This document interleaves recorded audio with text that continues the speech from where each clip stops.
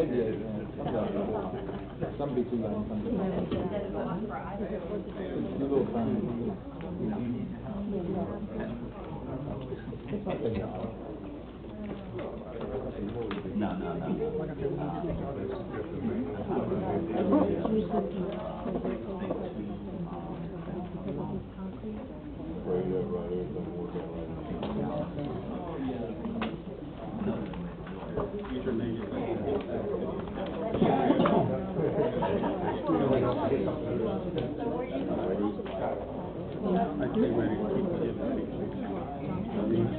I stay ready.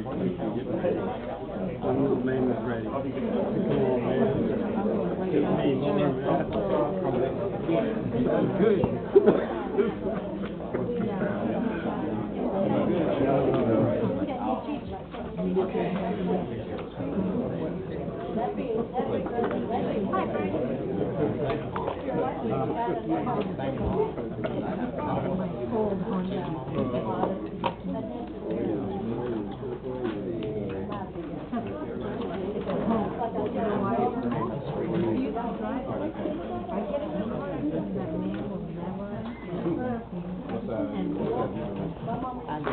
me, man.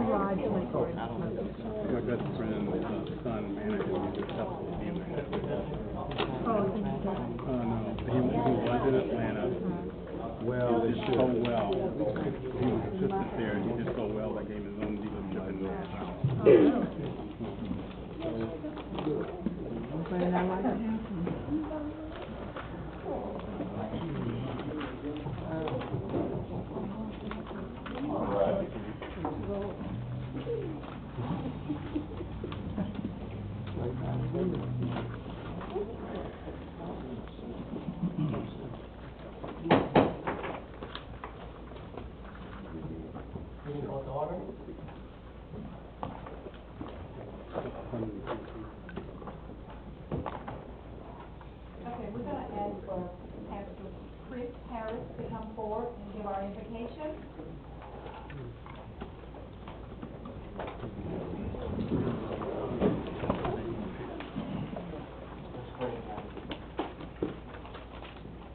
Gracious Heavenly Father, we thank you for our city and for the people who are here tonight to represent it.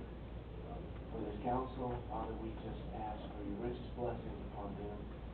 Father, we ask tonight for just a recognition that this city is not just a city alone, but made up of people. People with homes and families, and I pray for every single one of those homes and blessings to them all. Father, we pray for unity. We pray that people from every creed, every socioeconomic situation, every color will just come together in unity, that we can be unified as a city. Father, we pray for progress, and we ask you that for your blessings on our city, and as you said in your word, to expand our horizons as we look to the future, that talking points that would mean a step forward would become action items. See great things happen right here in our city of Andrew, Georgia. Father, I lift up tonight our officers and our fire department and other first responders. We pray for their safety, and a special prayer tonight for those who have experienced tragedy recently. We just pray for peace and comfort. Father, finally, I just lift up this meeting tonight that you would be known, that your presence would be here and would be felt by every single person. We love you. It's in your name we pray. Amen. Amen. Now we have the pledge of allegiance in the step. Okay, Chief. Oh. Please join me in the pledge of allegiance. Pledge of allegiance to the flag of the United States of America and to the republic for which it stands, one nation, under God, indivisible, with liberty and justice for all.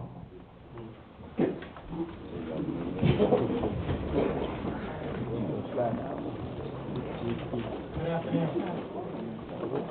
The mayor wants to send an apology that he's having a flu at this time. So he sent thank you all for coming out tonight. As we go into our presentation for approval of our city council meeting, we're going to ask for a motion to accept minutes for regular session meeting held on March 12, 2019.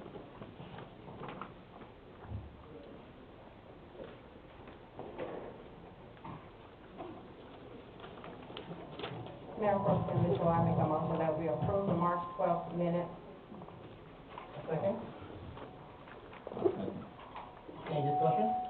I need to make one change to it under item 12, to approve the MOU that was to the benefit to us.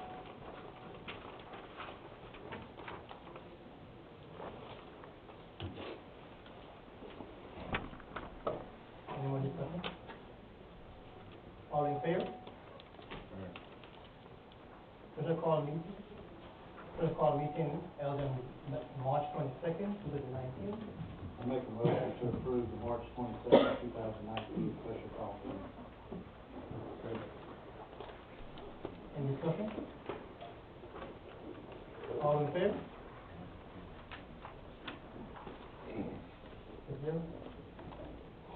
Public comment.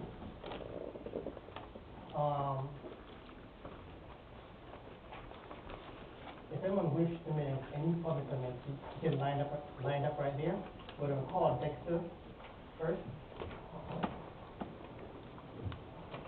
Yeah, good afternoon, council. My name is Dexter Clay. I live at 215 Creekside Circle. And today I just want to address soliciting specifically within the first ward of 750. During the month of March, we had a solicitor going through the neighborhood. And it upset a lot of people because in the front of our neighborhood we have these signs up that says, no solicitor. From the people that contacted me directly, I offered them a couple of common sense suggestions, i.e., not going to your door. If you did go to your door, politely tell the solicitor that soliciting is prohibited in the neighborhood, which is what I did. And when I told the young man that, he told me, well, I have a permit from the city. So I'm here today to basically ask you to partner with us and consider updating the ordinance. I came up here last week and spoke with Mrs. Melissa Brooks, who was extremely helpful. She addressed some points that was already on the radar. Like I mentioned, just real briefly. Insurance coverage, updated where I think the hours would be 9 to 7, so the system would be knocking on the door at 9 o'clock at night. I'm sure that they have a background check.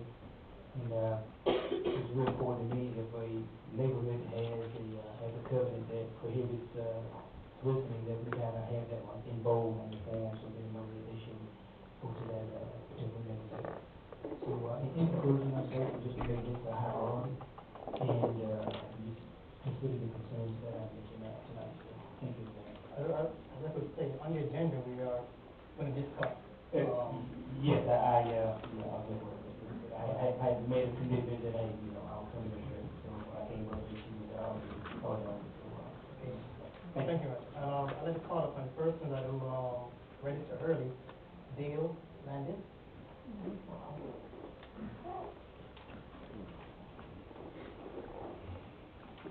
Good evening.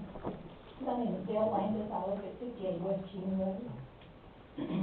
There have been some public comments by one of our city councilmen that I would like to address. First of all, it was said that none of the citizens of Hampton care about our veterans. He said that he is the only one who has spent personal money and time on veterans. For years now, my husband and I, along with others, have personally spent hundreds of dollars and countless hours replacing roofs, fixing rotted floors, repairing decks, installing ramps, etc. for some of our veterans and their widows.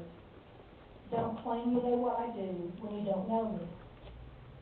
Second of all, this same councilman said that the flags and the crosses that are put up by our volunteers are just for show, and that probably over half of them represent people who were not honorably discharged.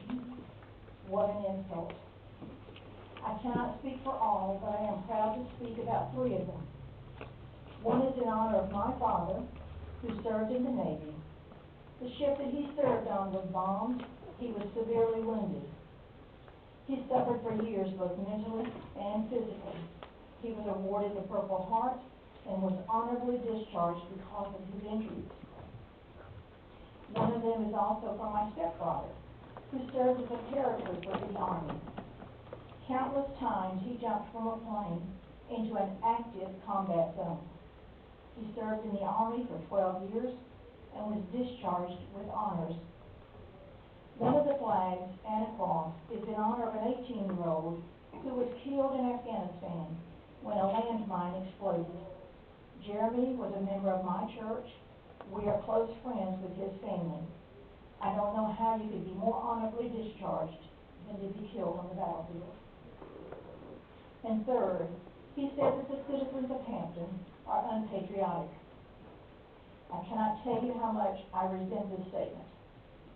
I have several shirts similar to the one that I am wearing tonight. My husband has a number of them also. We wear them often, but especially on Memorial Day, Veterans Day, 4th of July, and 9/11. When you come to my house, you will see that I proudly fly the American flag at my front door and also one at my back door. I'm proud to say that I was born in the United States. I have lived here my entire life. I have no desire to live anywhere else. Don't call me an American. My story is a small example of the citizens of Hampton. Many more similar stories could be told. I highly resent the things that have been said about me and the other citizens of our great city. I am thankful for all veterans, both dead and alive, because they were willing to serve. They provided this councilman the freedom to make the speech he made, and they also provided me the freedom to make the speech I'm making to say he is wrong. You were elected to represent the citizens of Hampton, not insult them. Thank you. Can I have a copy for the city clerk, if that's okay? Sure.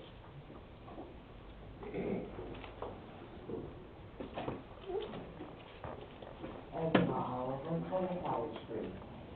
I want to get some clarification about items under new business.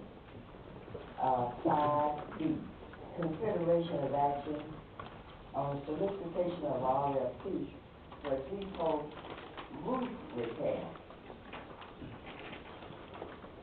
I think some time ago, a year, or maybe more than a year ago, it was stated that the roof was being repaired on the depot. And that, I think it was Councilman Byrd that made a report about the repairs at the depot. And so my question is, if in fact my memory is correct, then why is it that we're wanting to deal with the roof again, repair the roof, if it's been repaired previously? And the other thing I wanted to ask about was item 5C, and this is about solid waste collection. And just to clarify, in this report that's coming up about this, is this garbage collection company for the total city that we pay for in our utility bill, or is this just for city hall garbage collection or whatever? That's it, sir. No, one other thing, and I think I saw it on the teleprompter that Mr. Whitley is going to be talking about the West Main Street widening. Is that true? I didn't see it listed here on the agenda, but hoping that someone would address that, considering they had a meeting and nothing was said about it at the last council meeting. So I was hoping that today we would have an update on the progress of that survey of those roads, that road, and what the proposal would be the solution to the problems that they're having on West Main. Thank you.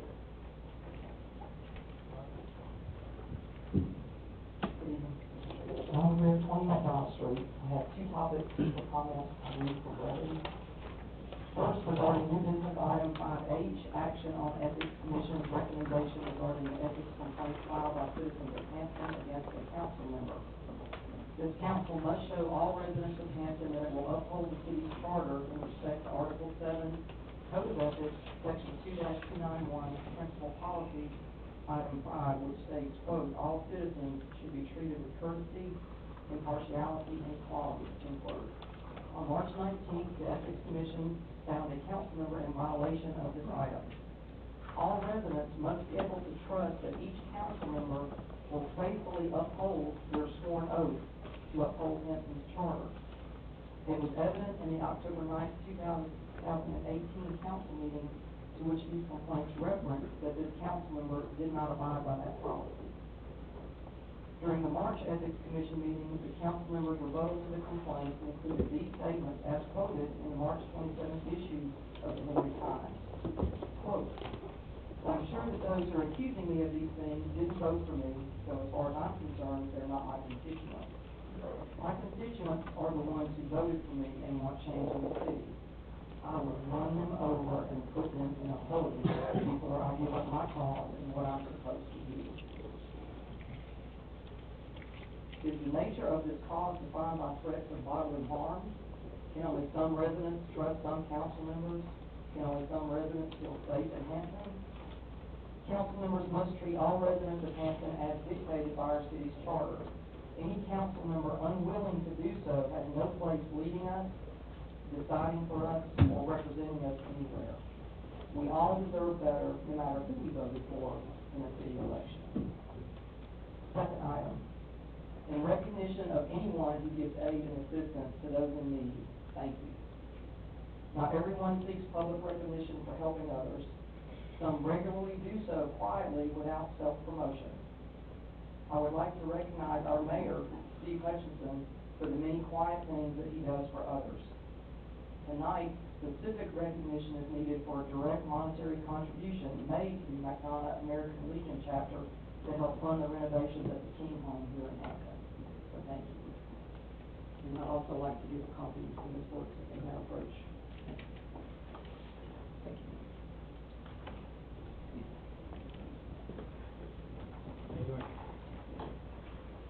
Good evening. We're from Liberty Technology. We are your IT provider down in Griffin, Georgia. And we just wanted to give you guys a update on how the phone system is going since that was approved in the budget for this year. I want to let you guys know that it has been approved, it will be implemented, and also will help enhance your client, your customer experience. We will be moving forward very soon, and we hope that it will bring the experience to the city of Kansas City. We will be refreshing all the phones and the phone system throughout the city hall, the police department, all the workers, and the people, right? Along with this refresh that we're doing, or this update, we're also going to be having a customer line, complaint line, customer service line. So for the citizens, they're able to call in, they're able to make sure that if they have any issues, they have any questions about the billing, they can call this line. And also too, with Public Works, kind of being also on its own, this will help with the call flow, the workflow, to make sure that calls can be directly going to Public Works instead of your members call to Public Works. Thank you guys for your time. Thank you. Okay. Mayor Pro Tem Mitchell, At any rate, I wanted them to come out and let you all know that they are moving forward. They came up, they met with staff, went to each facility, walked around, kind of really saw the layout of our system. So they're going to be moving forward with that pretty soon. I know you all had inquired about it, so we wanted to let them come forward and let you know.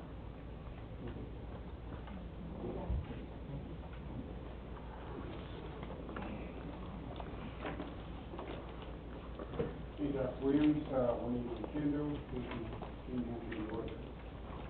First thing, I got three things that I'm concerned about. Number one, depot. I've seen the fact that I'm going to do some repairs with it. To answer your question, November 14th, Tuesday, 2017, that this was already being worked on. To the point after that, in January of 2018, we had to put new tarps on top of it because it was leaking again.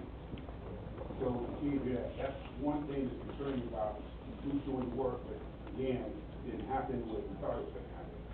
The other thing about that depot, it says the depot belongs to the city of Hampton.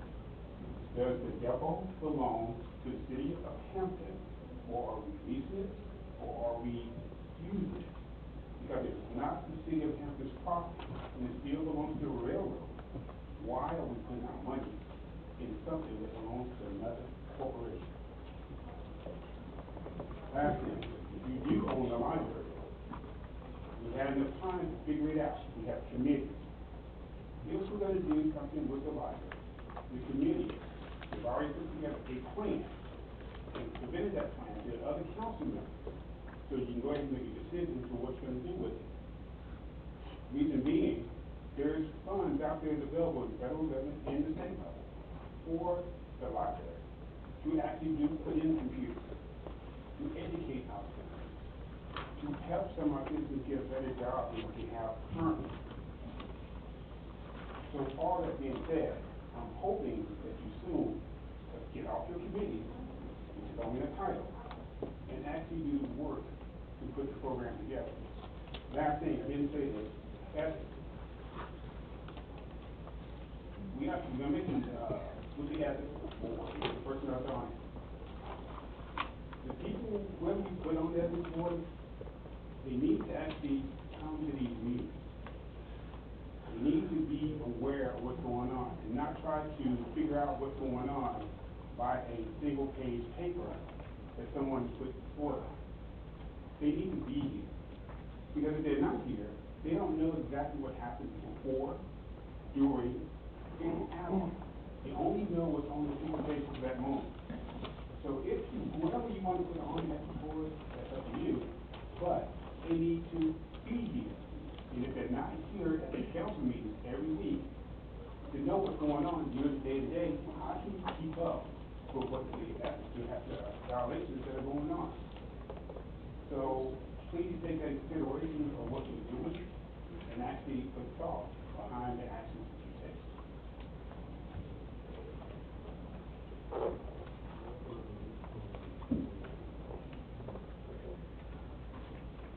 Mike Walcott, 1111 Pebble Rock Road. Thank you, Derek. I echo all of things that Derek said. The existing city ordinance covering peddlers and solicitors does not clearly require licensing for individuals who are soliciting on behalf of cable TV, internet service, phone service, landscape service, or pest control. Now, while a broad interpretation of the code might make these things apply, it's certainly not specific. And this draft proposal does little to address those shortcomings. Additionally, there should definitely be a requirement that one who has been granted a license carry that license with him along with the ID that was used when he obtained the license. And he should be mandatorily required to present him anytime he is on private property within the city limits. Now, he can walk down the sidewalk, that's easement property. He can cross the road, nobody's going to bother him. But when he walks on private property, he needs to be identifiable. Okay, the time is up. No. Okay. I would also like to have some specific exclusions restricting the licenses from being issued for incursion into these subdivisions that clearly have posted no soliciting signs. That's not asking a lot. These subdivisions go through an awful lot to maintain their lifestyle and their community. And they don't need to be interrupted every other day by somebody coming through trying to put in a phone system that they already have, or cable TV, or anything else. These need to be addressed. Thank you.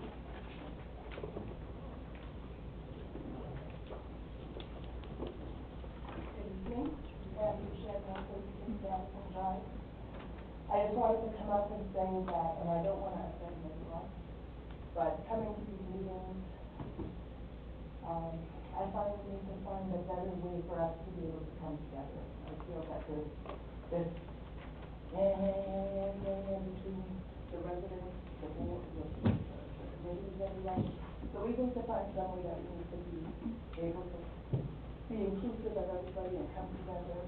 I understand that, you know, people have opinions and opinions are allowed to be expressed, and, you know, maybe things shouldn't always be taken so personally, but try to put yourself in other people's position. I understand people are upset, and you know, but let's just try to figure out a way we could kind of come together and move on instead of the same thing over and over and over and over. Thank you. Just a brief comment. 29 Don Street. No disrespect to a previous commenter. I do disagree about the Ethics Commission. I actually think it's important for them to remain independent. The things that are presented to them are violations of written policy. So they have the issues in front of them, and the complainant and both the person that's being complained against have an opportunity to present their side, their evidence back to each member of the commission. I think the less involved the commission member is in these meetings, probably the better.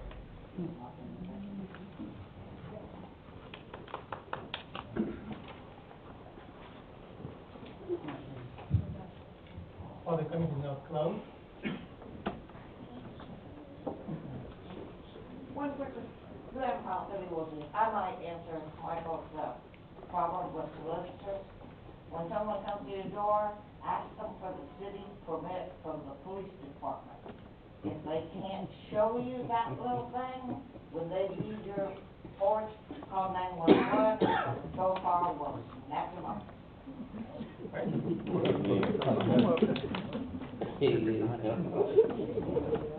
Well, thank you for that comment. No, public comment is not closed. Let's move to old business. Mayor Pro Tem, before you do so, it's my understanding that the clerk wanted to have you amend the agenda to add the appointment to the ethics board to your agenda. It will require 5 persons to approve the amendment to the agenda to add that item. Okay, also we want to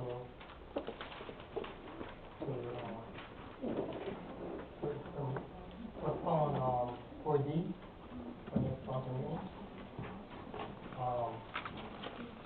Would like to make a motion to amend the agenda? I'll make a motion that we amend the agenda to postpone item number under old business 4D and add to the new business line item 5I to adopt and appoint as a board committee.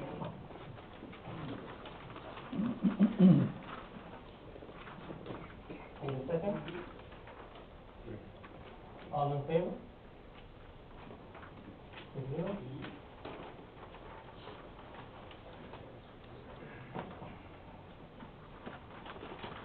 Back to old business, update on Dan White, with IMS to guard the street and road.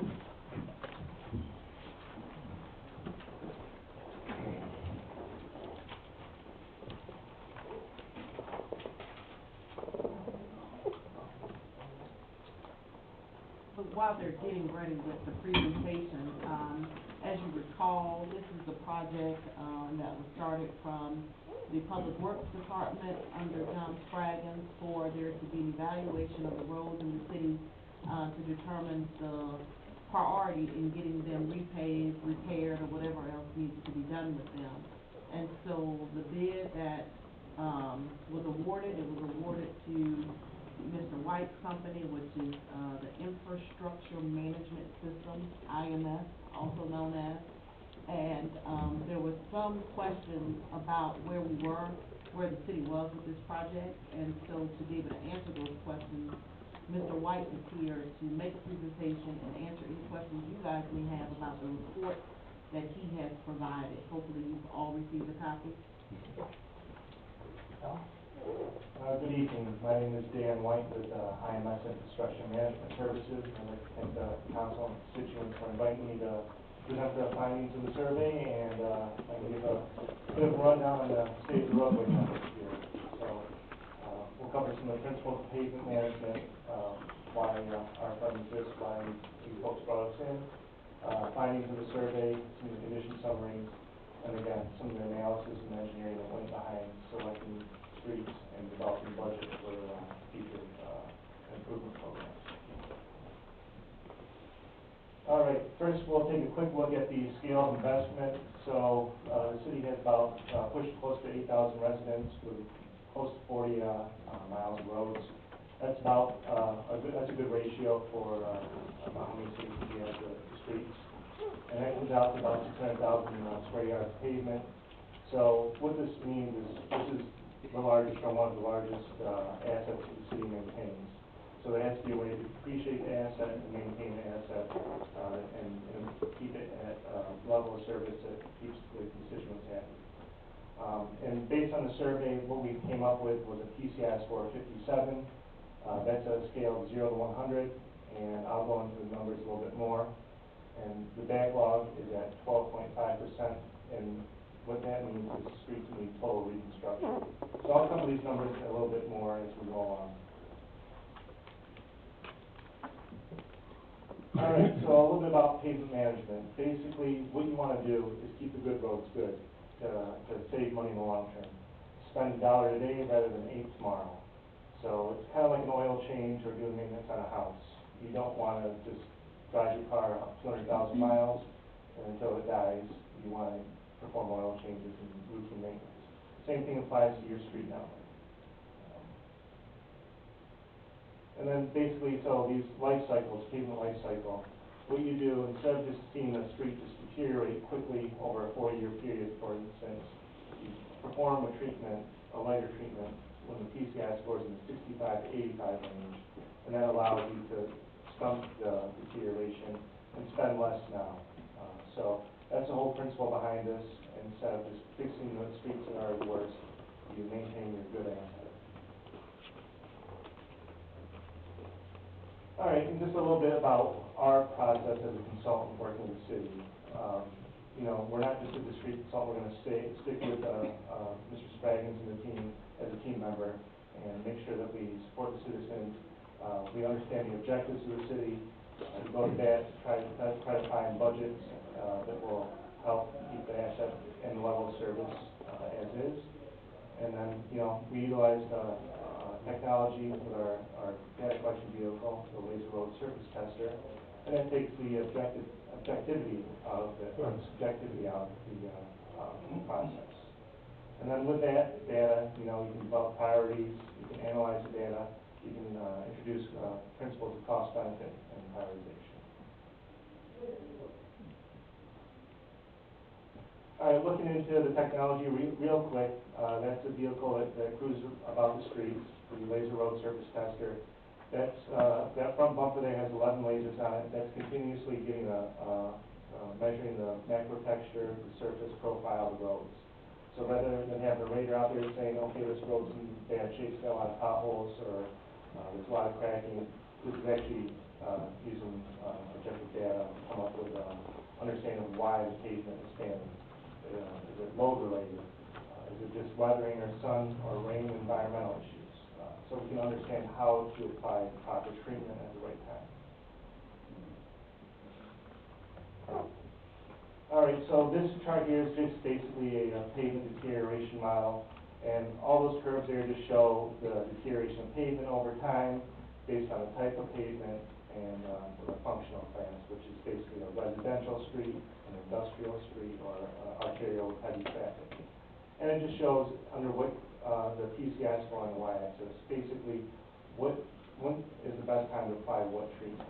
So it's just fine tuning how we apply treatments at the right time. All right, and we'll look at a couple of examples here quickly. So this is a very poor street, on a 0 to 25 range. These streets need full reconstruction, base, subgrade, and surface. So with the current funding levels and the current condition of the network as a whole, this street's not a high priority. Again, this is the cost of deferring the street for reconstruction until tomorrow is $0. Whereas keeping the good roads good, if you let those deteriorate, it's going to end up costing $8, $10 for that one. So the next one, we'll look at some of the streets in the poor category. This is 25 to 40 range, so these just basically show edge failures, environmental issues with drainage. So if there's water setting, it can deteriorate on the edge there. Water gets underneath in the base, causes base failures, and that ends up being costly and difficult to replace. So we throw some thick overlays on these, and then again, based on the current backlog, the streets that need full reconstruction, this is where taking care of these streets will be able to push off the reconstruction. Marginal streets, and I believe this is where a good chunk the street network fell into. So wheel path rutting, that's basically where trucks drive down. So if there's a garbage trucks are going to leave indentations. If there's a lot of traffic, a lot of cars driving, it's going to cause an issue with that. So there'll be alligator cracking and different types of load-related stresses. So as the surface gets weaker, water starts going through the cracks, getting into the base and subgrade. So these streets, while the base might be okay, this is the time to target these streets with moderate overlays to push off the more costly, thicker overlays or partial reconstructions.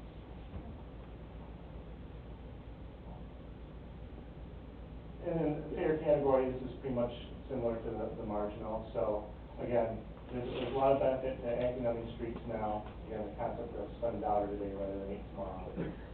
So again, thinner to moderate overlays, applying some of those principles will help get more life out of these streets.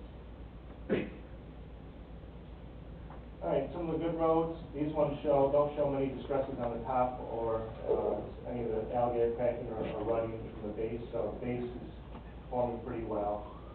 Again, this is the time to apply thinner strategies, some microsurfacing maybe. Again, these are the streets you really want to keep good to prevent, the cost increasing over time. Again, the same principles kind of being repeated there, but it's important to understand that. And then Oak Street here, again, we're starting to get into the better streets and the very good. These streets we can, do some crack sealing, more routine maintenance. These streets are going to be in the long term as we implement, a multi-year program. These are the streets that are really going to benefit the most and have a longer life in the long term. And lastly, the excellent streets. So these streets should provide 5 to 10 years of good service prior to, some of the first lighter types treatments. Again, just going through, making sure there's no leaves sitting on the road, keep the curb and gutter clear, so there's no drainage issues or water standing. So keep these roads good and keep investing up with these. All right, this bar chart here is just a distribution chart of where all the street segments fell in the city. For most of our clients throughout Metro Atlanta and surrounding cities and towns, that blue line is the typical distribution.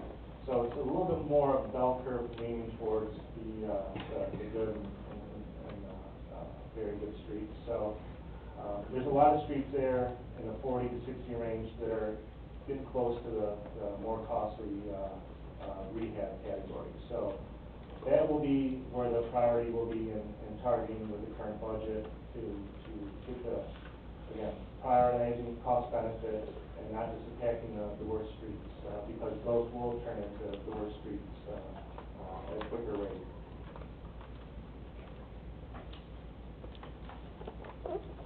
All right, and looking at this chart again, it's another distribution chart just with some descriptive terms. But basically, there's 3 metrics of health that we like to point out. The first one is overall PCI score, pavement condition index. Right now it's at a 57 as a network average. Nationwide, locally, we see it at the 60 to 65 range. So we're a little bit underperforming in that area.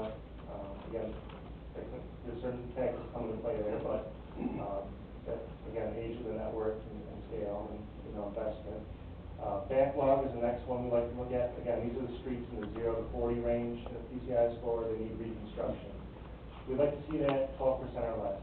Once it's above 12%, where we're at 12.5% in the near future, that's when you'll start chasing your tail. You'll start thinking about bonding to form street maintenance.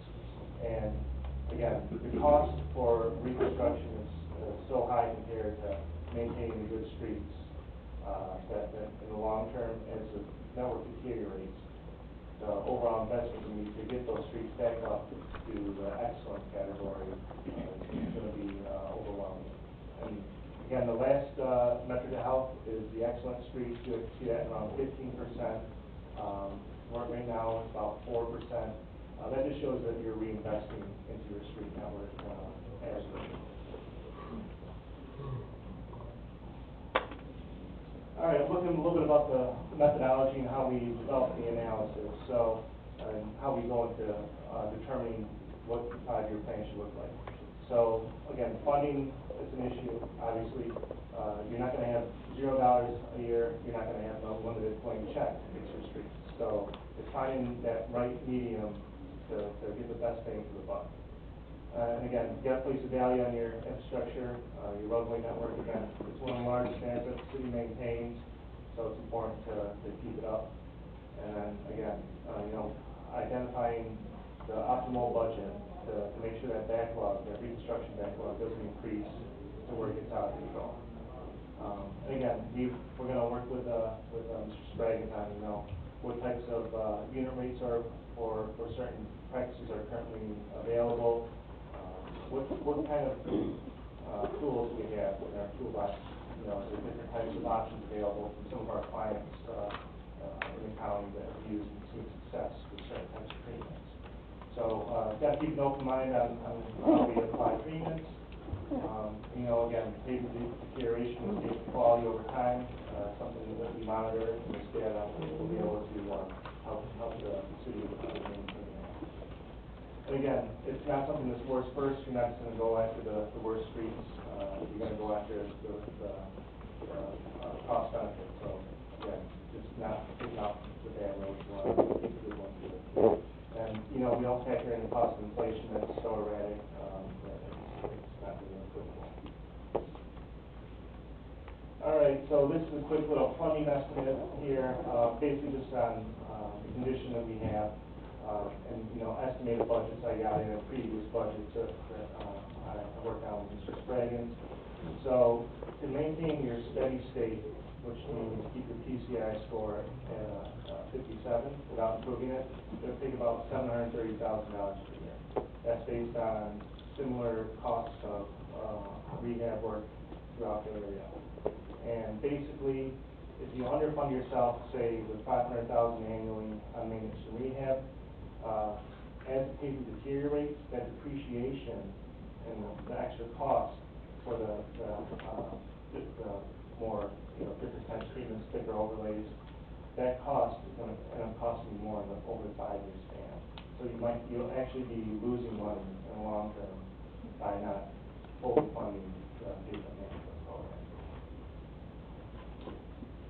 And again, so basically to maintain your current backlog, that would take about $1.75 million annually over the next 5 years to make sure that those streets don't increase, where there's going to be so much reconstruction rather than just overlays and certain streets over time.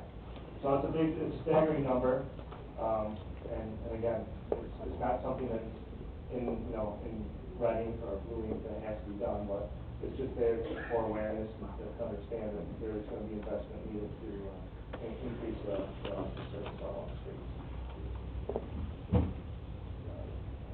All right, and another fun chart here that just shows basically what types of different budgets will get you to what PCI level over 5 years. So you can just kind of trace your finger there with the lines. That regression line is the pavement condition index, which is on the y-axis, and the budgets annually on the x. So basically, it just shows you, okay, what if we get $1 million per year, our PCI score will jump up to a 62. We go to, 1.75 million per year, our PCI score will actually jump up to a 73. So it just kind of shows you what funding level will get us to what the average condition is. All right, this chart again just kind of shows something similar. That nice big one there that jumps all the way to the top, that's if you wrote a blank check to say let's just fix all the streets, get them up to excellent condition. So basically what that one was about 13 million over 5 years. So again, it's a big number, but again, it just gives you an idea of where you're at financially with the maintenance program. All right, so each of those little red dots there, this is another distribution chart. That's a street segment in the city. So a segment is a block to block, from intersection to intersection for the most part. And it just shows where everything is falling. So the PCI score versus the load-related distresses. So that's where we look at, keep our engineers locked away when they're crunching numbers. They're understanding, okay, is this street failing because base and subgrade? Maybe are they not doing the overlays thick enough? We need to do some structural patching. I know it's a lot of technical stuff, but it's important because you don't want to apply the wrong treatment, say too light of a treatment at the wrong time. It's just going to cost you more money, it's going to fail sooner. Or you don't want to be overdoing it because it's going to cost you more applying too much. So it's about finding that right balance, and by understanding why the streets are failing, you'll apply your funding better and appropriately.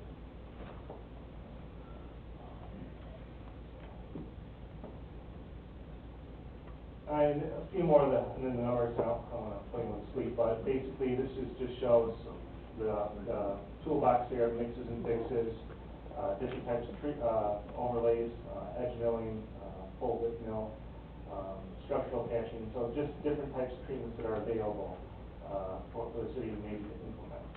And with the unit rates, the cost, square yards, material, that's how we can really fine tune and understand, okay, if this project costs, price of, asphalt's gone up a lot. Certain types of options, there's different types of treatments that are available. We'll work with the city to, understand, okay, it might be better to focus on a different type of treatment at this time. Costs are too high for the county that we want to piggyback on if they're doing some streets. That might be more beneficial. So it's a good roadmap to utilize. And then that second chart there just shows in red the current distribution chart from earlier, and that blue overlay on top of it, that's in 5 years' time if the city invests about $1 million per year. That's how the streets, based on our recommended treatments, that's how the new distribution chart would be. So there'd be a lot more excellent streets taken out from about the 40 to 75 range. Those would be bumped up, trying to stem the decline in the streets into the 400 range. And again, last little thing here is recommendations from our analysis. I kind of covered a good chunk of this, but basically, we want to invest properly to make sure that this data gets utilized, and then to make sure we maintain backlog as low as possible. Which is the reconstruction. We want to keep that number as low as possible. Excuse me. And there's, again, a couple budget scenarios there that just kind of show what level of funding will get you to what PCI score, and then what backlog percentage over 5 years. And again, keep an open mind to different types of treatments and rehab options that are available. Looking at what the county's doing, what some of the other neighboring communities are doing as well. We'll assist with that. And, maintain a steady and, effective rehab and maintenance on an annual basis. So you don't want to have a budget of $2 million one year and then $20,000 the next year. It's just not effective, and you want to keep it as balanced as possible so you can really plan and pick the proper streets.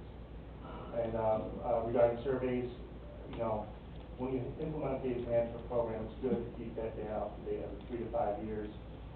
whether it's utilizing someone like us to come back and survey or having, your own staff to do interim inspections. It just makes sure that we keep the deterioration models in our software that we provided, properly functioning, so we do understand paving scaling at the proper, rate identified, so. I believe with that, I'll leave it open to any questions. Excuse me.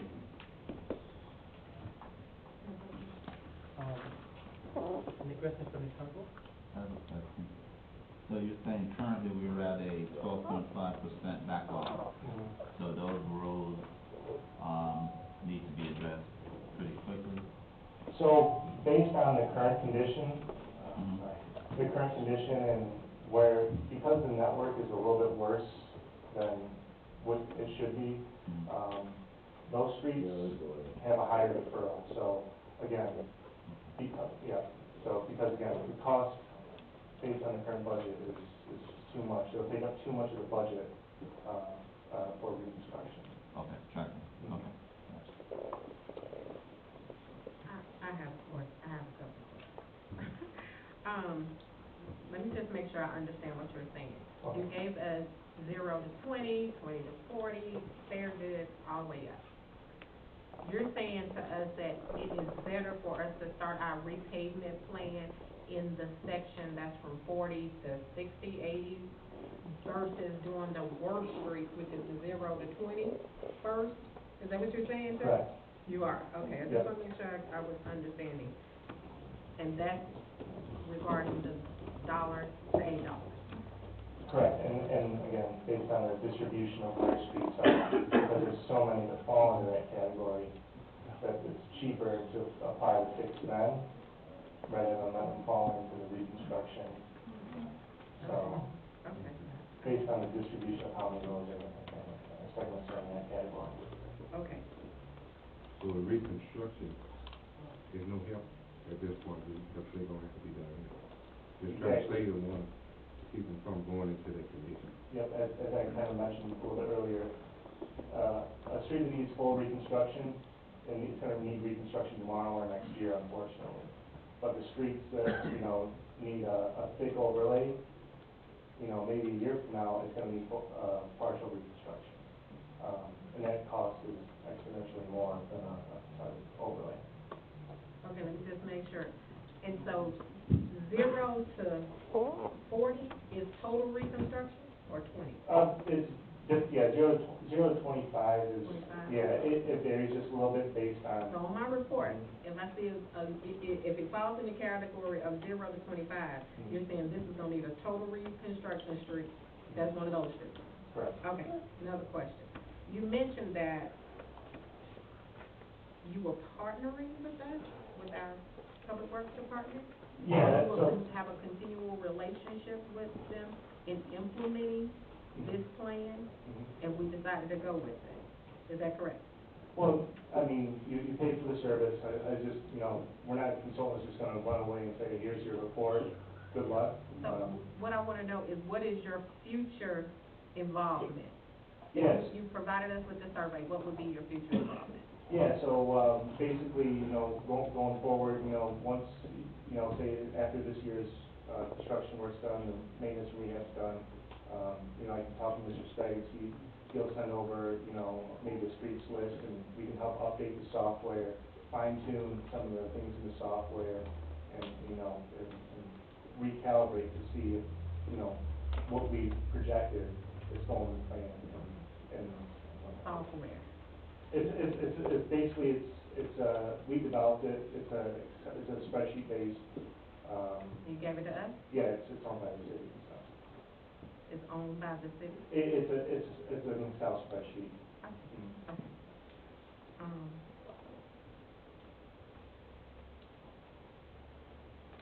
Do we continue to pay you? That's what I want to know. Once these services are complete, but, it won't be, on top of this purchase order, no. So, how much did we pay per linear foot for this survey? I don't have the proposal with me.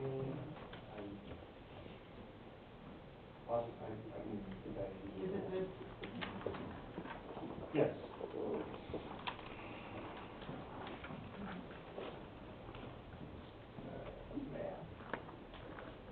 Okay, so for center, so basically it's based on, center line mile. So,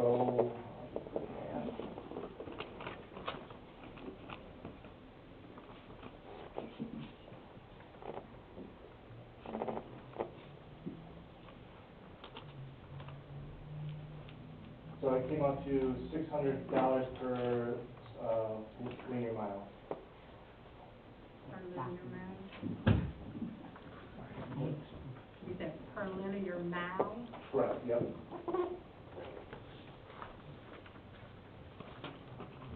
But you guys, you don't have anything to do with the work. No, we won't actually go out and put in the construction.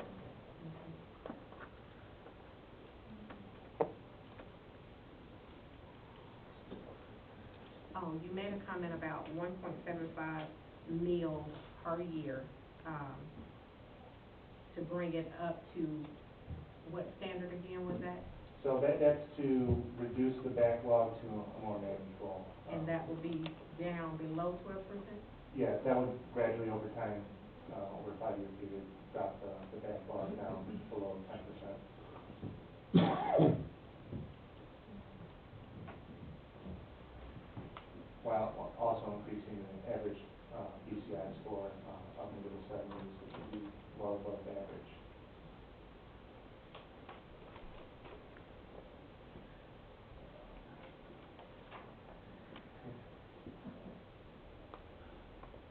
So we have an invoice from you.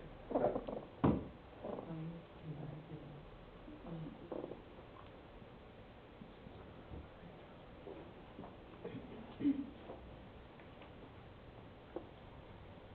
No. Okay. I'm good.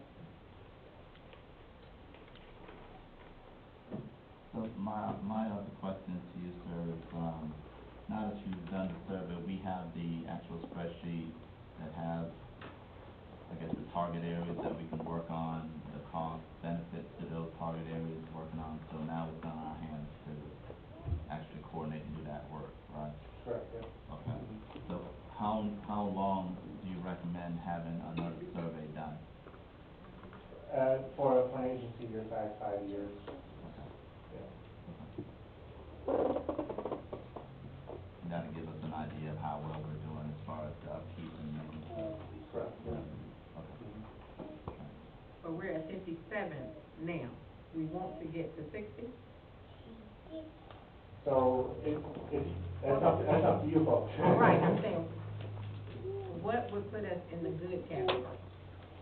Well, the average is about 60 to 65. 60 to 65.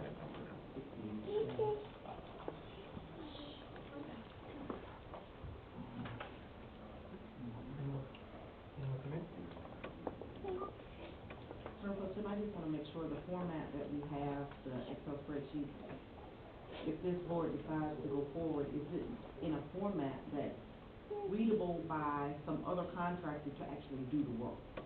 So it can put out CSV files, so if the contractor wants GIS files or any type of basic report, it can be. It can do that. It can be exported, correct.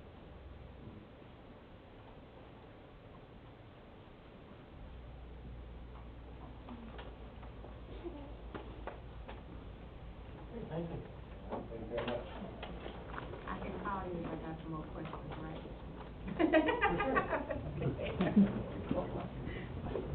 moving on to business, update and recommendation, and amending the city code for,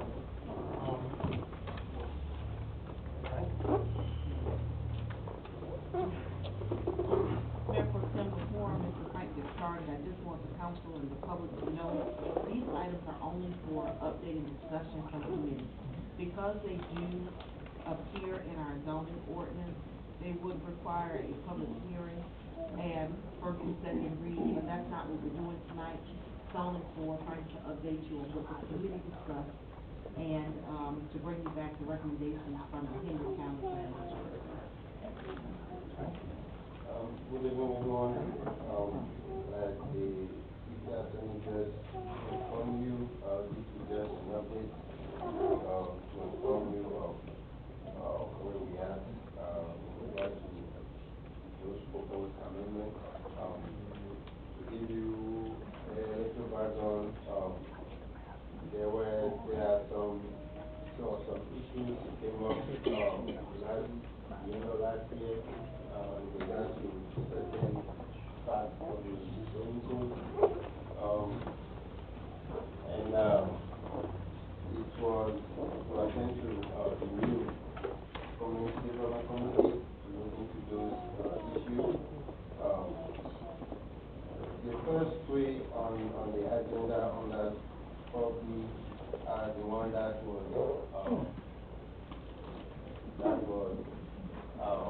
requested by the committee to look into the three ordinance. The purpose of this is to provide flexibility to developers, users, when it comes to providing tweets.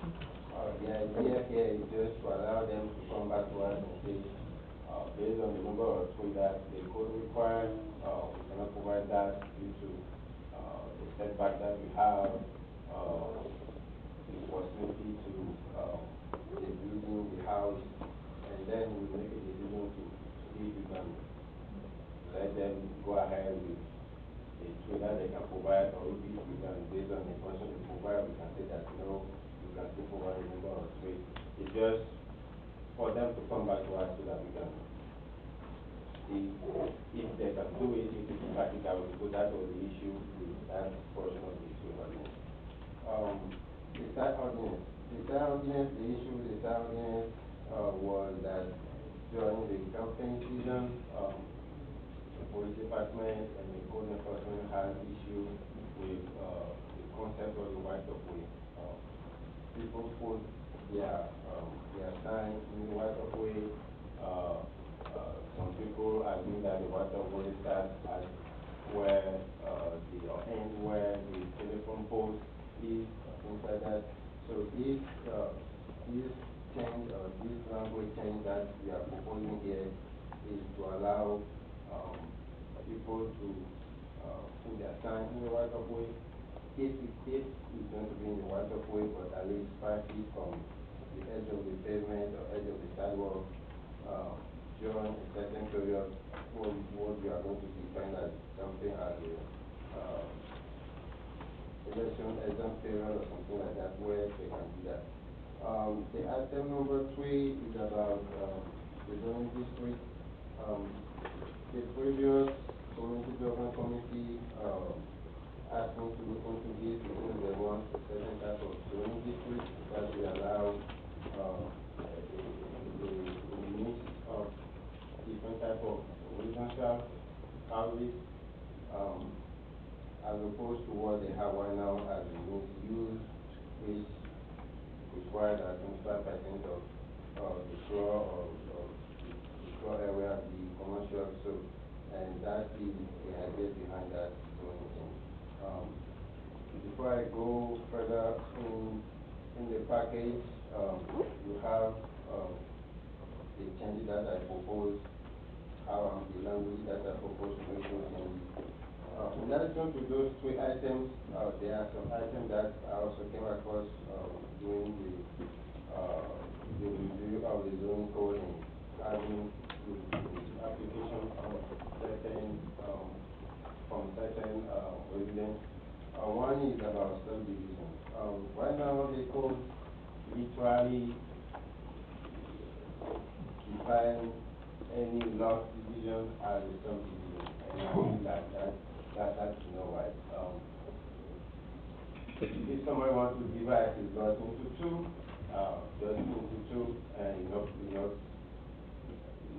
doesn't require, and it doesn't need to extend the water line or sewer line or create a street. We should not consider that a subdivision. So I try to put that, make that change and add that to the definition of subdivision, so that to make it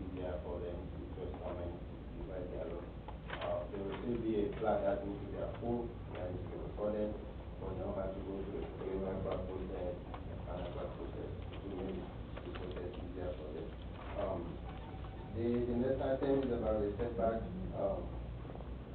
and this is just to clarify, that porches and stoop, we consider porches and covered porches and stoop as part of the building and should be out of the setback. And the last item is about timber harvesting requirements in the code. For this session, we have a state law that prohibits the county to require certain documents or certain information for regarding notification of timber harvesting, and the current city code just is not compliant with that law. So I'm just making that comply with the state law as well. And as like the city attorney said, these are just the process is that we send this proposed amendment to Illinois County Zoning Department. They'll do their review, their zoning board advice, their zoning advisory board will meet, discuss that, and then provide the city council with recommendation. And then the city council will make a decision whether to go with amendment or not to go with amendment. So this is just informing that I have sent those amendments to the Illinois County. I contacted them last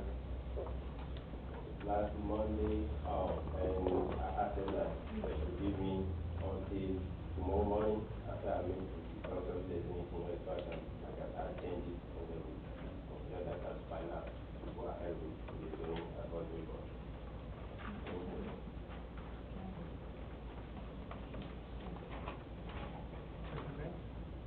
I was in the meeting when we were talking about the campaign signs, and it's my fault too. I think we missed this step, and I had some calls of concern. I think we need to add in there that we still have to follow where the sign can only be placed on private property with permission of property owner. There were some concerns also about like if you go in front of a church on the right of way, the way this wording is, and that sign cannot be placed on public property. We can't have it like in our city park and all that. Can we add those things in there?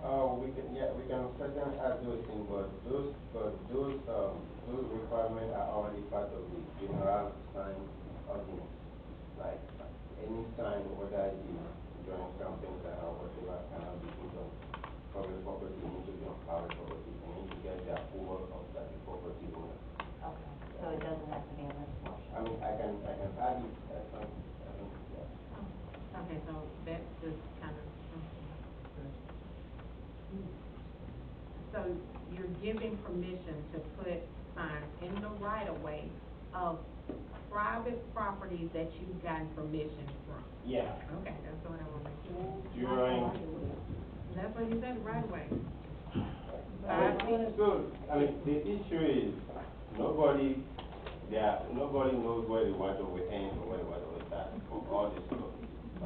And when there's campaign, people assume right of way starts at certain area. So to avoid that, just for the campaign season, we are going to say, just put your sign 5 feet from the edge of the pavement on the sidewalk, so that it will be easy for the code enforcement and for the police department to do their job to ensure that. The 5 feet may be out of the right of way, depending on what the street is. So it's just for the purpose to make it easy for everybody to understand and see. So, okay. So my question is, why is it that we're not addressing the root cause of the problem? And in my mind, the root cause is identifying what the right-of-way is. Because my thought is, if you know what the right-of-way is on any given street on this road, then it's a no-brainer. We don't have to go and make another rule to kind of circumvent what we don't already know. We should already know, in my mind, what the right-of-ways are for each road, and then that current ordinance would be pretty much in compliance or effective. So I guess my question to you is, why is it, or how hard would it be for us to identify our right-of-ways? Okay, at this point, I would say not quite easy. I'm not going to say hard, but I would say, let me go with not quite easy. On your recommendation, I contacted the Henry County, asked them if they have that data, they don't have that data, unfortunately. What they basically told me is that even the estimates make it more complicated, because what they're trying to make that even on the street, the right of way may be different. Right.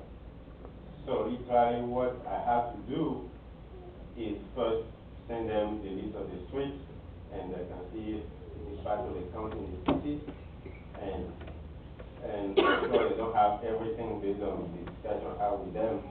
But after that, what I can do is literally go lot by lot and look for the final plat and see if it addresses the right of way. So at this point, we don't have a clear path to find what those right of way. So I guess my thing is, okay, you may be able to get part of it, but you're at least that much further down the road to success than you are right now.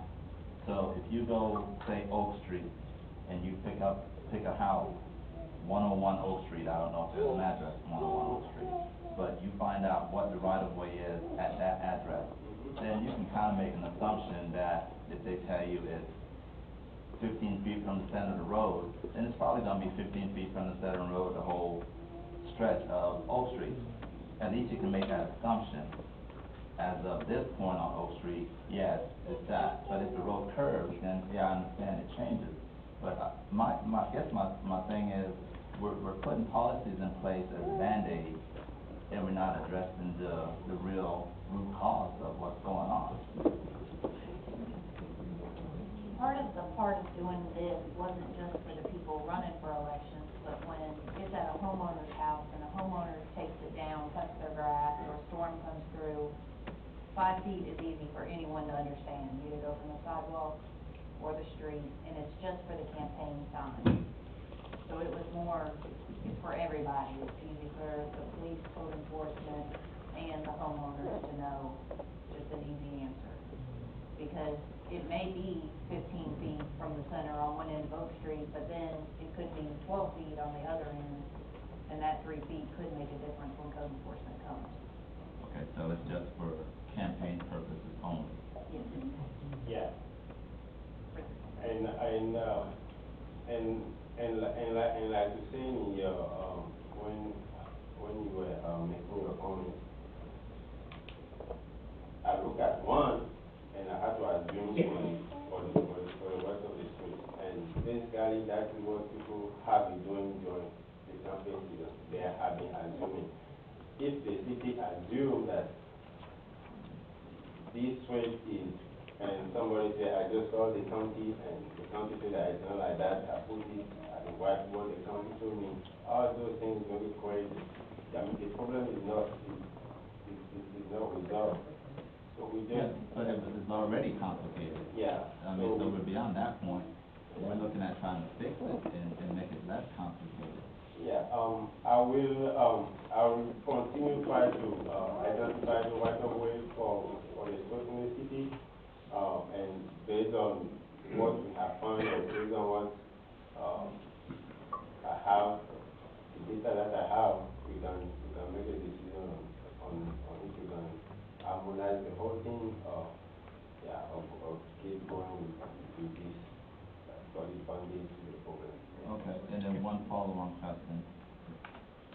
So you're saying 5 feet from the edge of the road, and if that road has a sidewalk on either side of the road, it's 5 feet from the edge of the sidewalk. Which edge of the sidewalk? The sidewalk closest to the street, or the sidewalk furthest? Outer edge of the sidewalk. Closest to the street? No. Close to the Okay, yeah. okay, track it. Thank you. Okay. So,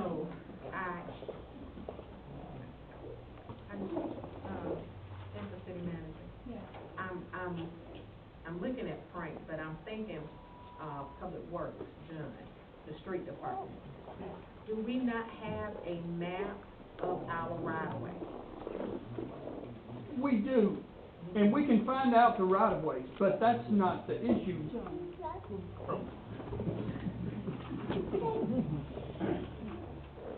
Yes, ma'am, we do. We can find out the right of ways, we can, but that's not the issue. The issue is the people that's running for office are having to go and put these signs out. I'm sure if Ms. Oliver was running for office, she wouldn't know that the right of way on Oak Street is 60 feet. I mean, so she wouldn't know where to put that sign. If she would be in the right of way or out of the right of way. So the 5 feet is gonna take it where any average person running for, office could go out there and say, I can get a tape measure and know it's 5 feet off the curb. But they may not have to come in and say, hey, what is the, or come find me or Frank, or go look and archive Derrick Street to see if the right of way is 20 feet or 50. Okay, but to Mr. Brown's thing, we have a map. We can get a map, the county has a tax map that will show all the right of ways, but we have maps back there in the back. I get questions all the time of what's the right of way on the street. Now, off the top of my head, I may not know, but I can go look and find it. Well, that's what I was gonna say. We just did this road survey, and we're going to be hopefully putting things into place where we're paving them. I was thinking that maybe with the survey, it could also have a column to list what the right-of-way is on this survey, so all of the information about that street is in one place. I'm just saying, this is an idea. But, I mean, I'm just, cause I'm thinking the right-of-way should be hard to find out about, but that's just. It doesn't change. Unless we buy something. Unless it's like in a rezone or something like that, yeah, but if somebody comes asking me what the right of way on James Street is, I'll have to come find the map that's got James Street on it, it's gonna say it on it. I mean, I can't remember every one in my head. That's right. But we can find it, but for the average person that's gonna be running for office, The 5 foot should. they're not gonna know that Oak Street is a 60-foot right of way, I know that one. Okay, then my other question is gonna be for the chief. Because now I'm thinking safety. If we have signs that close to the street, is that gonna cause some type of safety issue? There was in the wording, there's a exemption for it. It does cause a safety risk. It says code enforcement will immediately remove the sign and then notify the county. So it would be, I can see where it could be, on a curve or a driveway. Right. So that's where the police department, code enforcement have to say, this sign is a hazard, so we have to remove it. And notify the county that we move the sign, so. All right. It doesn't mean that you have to put the sign 5 feet from the road. You can move it over 10 feet, because I'm assuming you have to have permission from the property owner that lives in front of that area of that street to put that sign there. Is that right? Yeah, So you can move it over yeah, wherever you want to. All you're saying is it's gotta be at least 5 feet off the street. yeah. Actually, the code that I'm mirroring this to look like, I think it's from McDonald and Hoover, but they don't put a limit on how far you can put it in the right of way. And that's why I just say you need to put in the right of way. It's just for the security concern, like somebody can put it close to the street that maybe a car can hit it, things like that. That's why I, for the city here, decided that to put it. Mr. Chief, is your department will be, involved in the coding? We assist code enforcement, it is a code enforcement function, we would assist the code enforcement. Okay. Usually that time of year, just because it's your numbers, we would. One more thing, I think we missed this part here, if we're paying a code enforcement to shop, and remove sign that violated. We need to put in some fine for those signs, $1 or $2 to sign up, and charge for that. I guess it's standard, you know. What?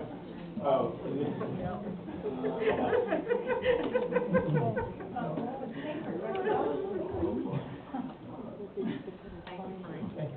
You Frank, you stay right here. Yeah, Frank, stay right here. For Steve, any more comments?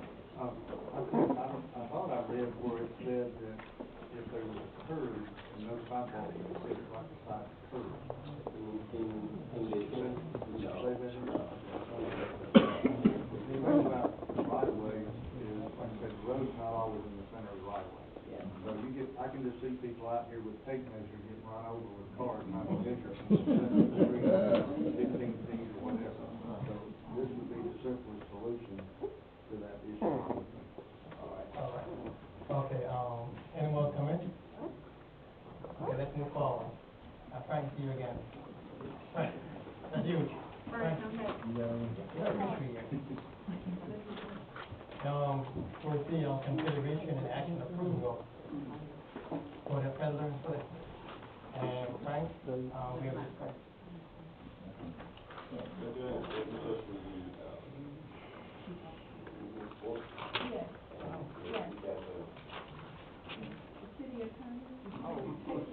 Everybody.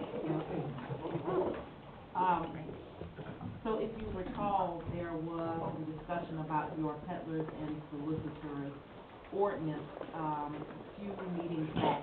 And so it was taken off the agenda because there were some, areas that, was identified by staff that could use some, revising.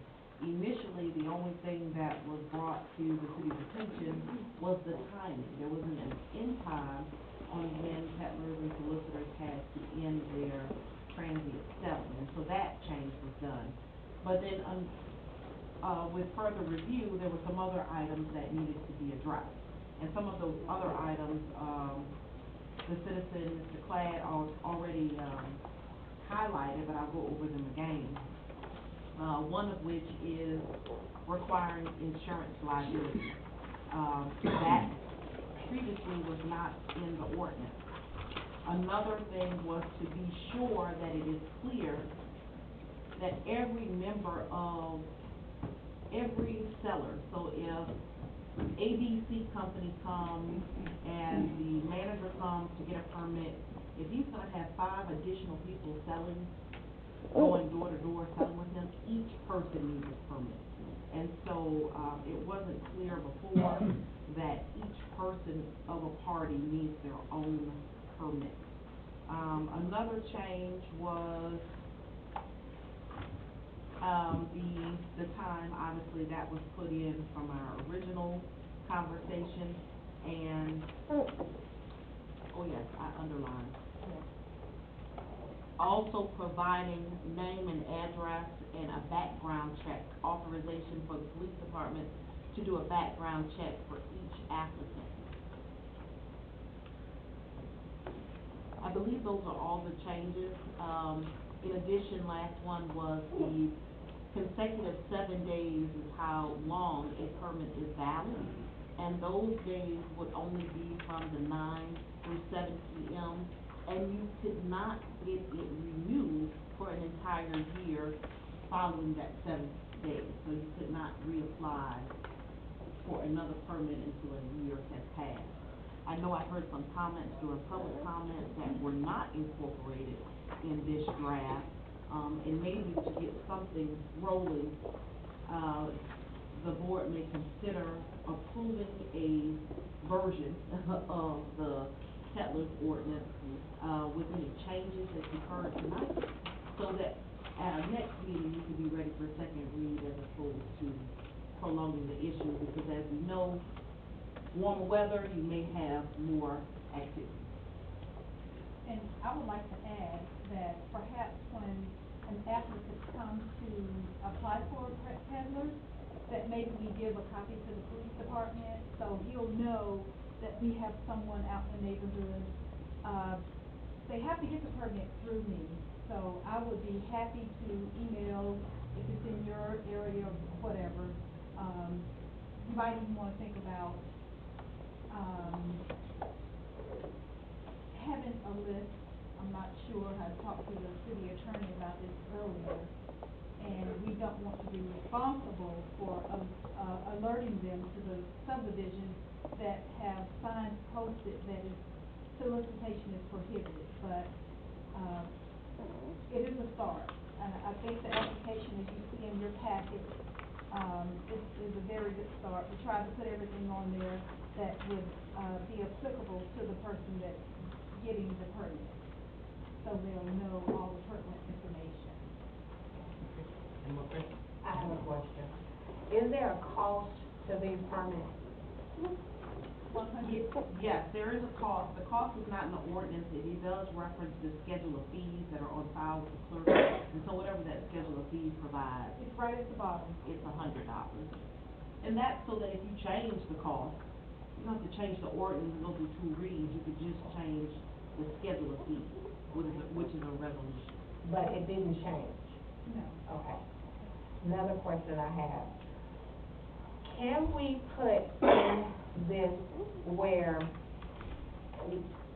if they want to go into a community such as Dexter, that they have to obtain a letter from the HOA committee when they come in to submit their package, that'll be a part of their package, that they've gotten approval to come into their community. Is that legal? Can you do that? Yes, and let me follow up with saying that maybe we put something in there saying that this ordinance shall not, erode covenants within, established communities with HOA rules.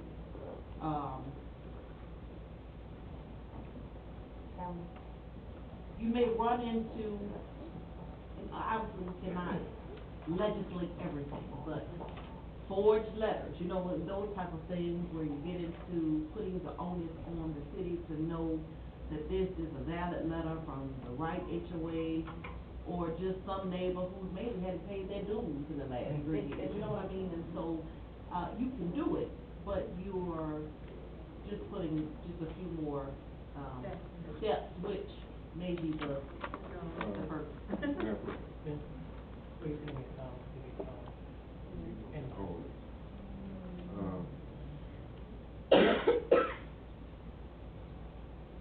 You could put in there that they have to receive a letter from the homeowners association president, not just a member, but the president of the HOA, and then he would have to call. Yeah. When he gives them the letter, the president has to call City Hall to verify. Then that's eliminated the fourth letter. Okay? I hear you, Mr. Carter. The onus is gonna be on the city to know that this is the HOA president, that person can be contacted at that time during 9 to 5 hours to verify that they did issue a letter, which is fine. I'm just saying that that's just extra steps for your staff. Yep. Okay, next. What I was gonna ask the attorney also is if could we do a sheet that had all the lists of the subdivision that says that there is no solicitation in that subdivision, just so they'll know that if they go there, they're probably gonna get run off. So they would know whether they actually are welcome or not welcome. Because I know you can't possibly go into the subdivision. You most certainly can do that. The only question I ask, whose responsibility is to upkeep that list, the accuracy of that list? But it can be done, absolutely. Some of the subdivision, I think, actually has it posted at the entrance way. So you just put on the list saying that the subdivision has this posted, then. Look at the very bottom of the application that I generated. The bottom.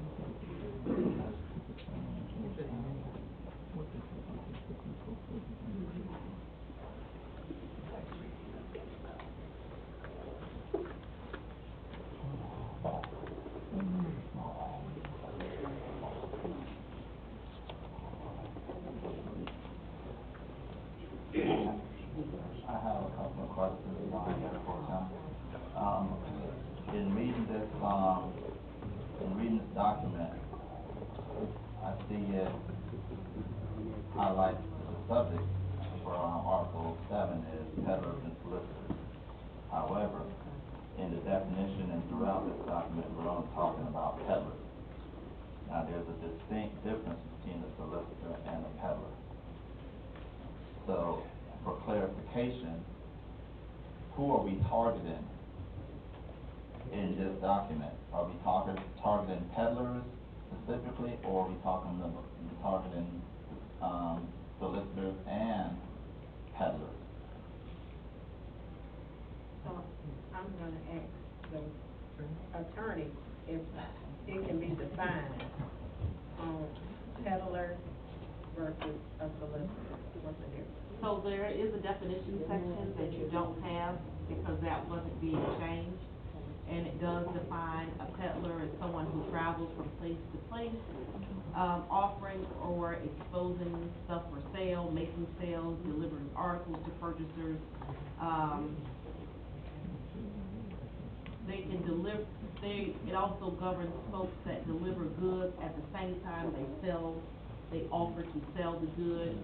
It also defines transient selling and what that means, because it governs people selling from their cars as well. So it does not define solicitor. If you want to add a definition for solicitor, soliciting can mean soliciting for a non-good. We just talked about it. You can be soliciting for someone's money, right? And so the question is whether the board wants to govern that door-to-door interaction as well. Okay. And so you tell me what you want, and then we can draft something to approve. Well, and my follow-up to that is, when I look at the definition for peddlers, and based on what you just said, I'm seeing a whole bunch of little kids from elementary school, middle school, high school, that are selling candy bars. Are they gonna be, subject to this change? That's yes. So how are we gonna affect the fundraising process of the school, our local schools? So we gotta keep that in mind. You know, we can't just, in my mind, we can't just make a blanket thing. We're hoping to stop the guys from coming and selling cable TV to you. I mean, I don't open my door. If you didn't call ahead, you could sit out there all day and ring my doorbell. I'm good. But that will annoy other people. But we gotta be careful not to cut our nose off to spite our face and hurt the kids that are trying to raise money for field trips or whatever it is. I mean, every week I get something at home, raising money for school. And some of it is selling candy bars and things like that. So when we talk about peddlers, well, our schools are peddling our kids. I mean, that's the reality of it.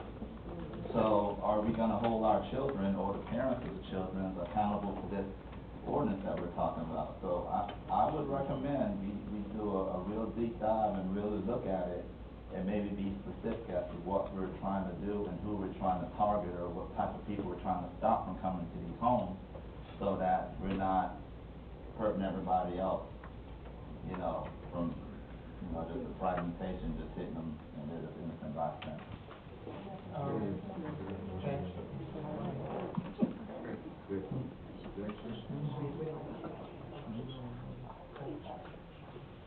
In the definition for peddlers and solicitors, could we put in the definition, someone over the age of 18? I wouldn't recommend age discrimination.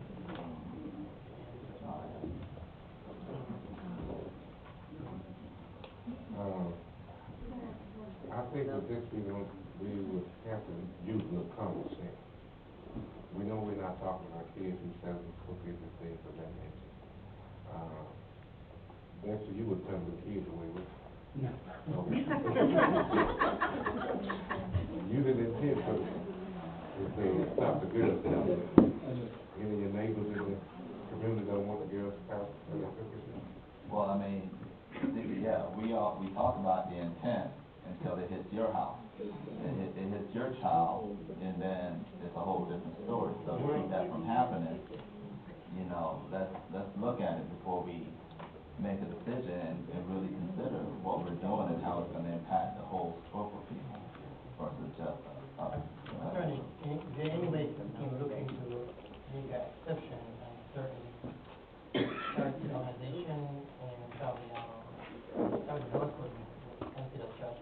I wouldn't recommend it.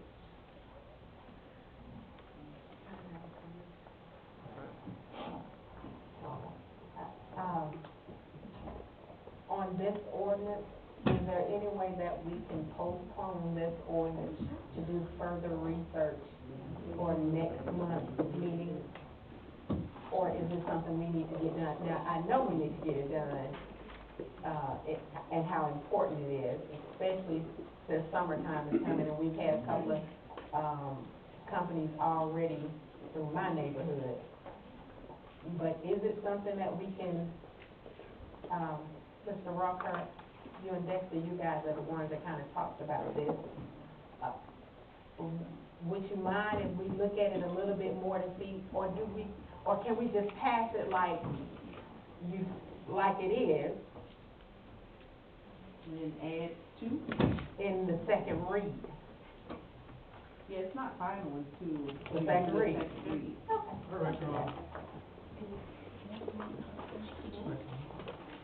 We can't put in about age, can we put in about a dollar amount? A dollar amount of what you're selling? Yes. Yeah, there's no protected class there. Because like most kids, if they're going door to door, it's under $20, $25. Most of the people. You can, but let's think about, play it out, you know, they may say on the application, I'm only gonna be selling goods less than $5. They get to your door and they sell you 45 goods, each worth $1 each. I mean, you know what I mean? It may create problems, but that is a permissible way to maybe pull in the candy bar sales as opposed to Okay, let's go for a vote. Mayor Pro Tem, I'll make a motion that we approve ordinance 475 for its first read with, the inclusion of a letter from our HOA community president.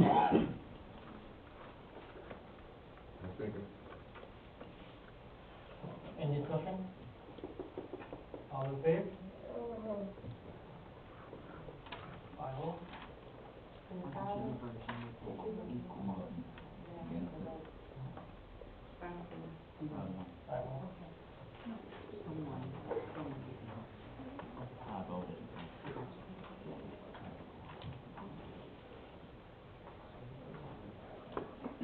Okay, considering action of rental fee. Mr. Bumper? Thank you. Mayor Pro Tem, members of the council, ladies and gentlemen, here gathered, good evening. I'm not gonna get count down like that. We have a draft proposal for schedule fees for our assets. We've identified 6 assets, Captain S. Williams Community Center at Fortson Building, as well as the garden, 2, the historic train depot, the Terry F. Jones Depot Park, the Brea Park, and the Old Shop property, which is to be defined as field or land only. And receive the fees that we set for you. No charge for official responsive events or meetings, and those events must be approved by the city council. We're suggesting up $250 upfront deposit for the use of all facilities, property, and those to be raised. For the Captain S. Williams Community Center at the Fortson Building, residents of the city of Hampton, and employees of the city of Hampton proper, $250 flat rate for 8 hours use of the space only, $50 for additional hours of maximum use of 10 hours. For non-residents of the city of Hampton, the unincorporated area of the municipality, etc., $350 flat rate for 8 hours, space only, $50 for additional hours, maximum use 10 hours. For the garden and gazebo at Captain S. Williams Community Center at the Fortson Library, at the Fortson Building, residents of the city, flat rate, $250 for 8 hours, $50 for additional hours, maximum use 10 hours. Non-residents of the city of Hampton, we have a $50 flat rate. And, for use of the garden, and $50 per additional hour, 10 hour max. For the Captain S. Williams Community Center building and the garden, both properties, $550 flat rate for 8 hours, $50 per additional hour, that's use. Non-residents, $650, $50 per additional hour after 8 hours. This is a historic train depot, resident of the city of Hampton, $750 flat rate for 8 hours, $50 per additional hour, maximum use. Non-resident, $1,000 for 8 hours, $50 per additional hour, 10 hours maximum use. The Terry F. Williams Depot Park, a resident of the city of Hampton, employee, $375 flat rate for 8 hours, $50 per additional hour, 10 hours max. Non-resident, $500 flat rate for the use of the park, $50 per additional hour.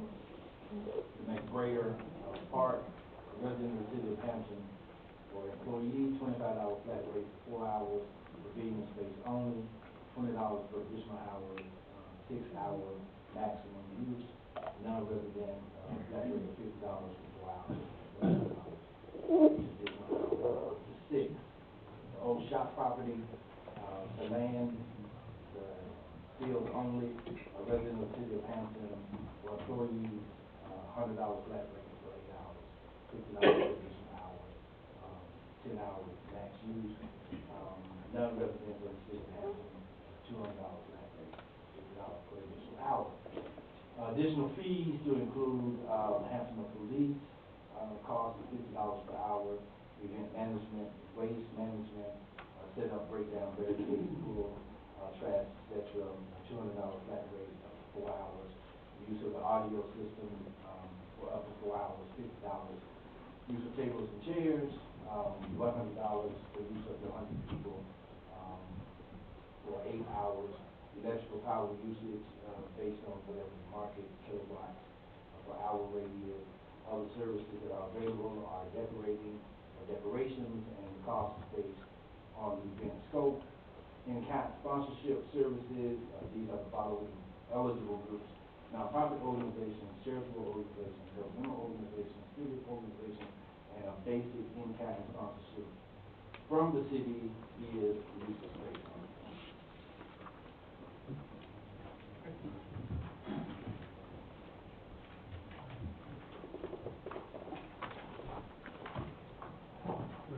Call for a motion for approval.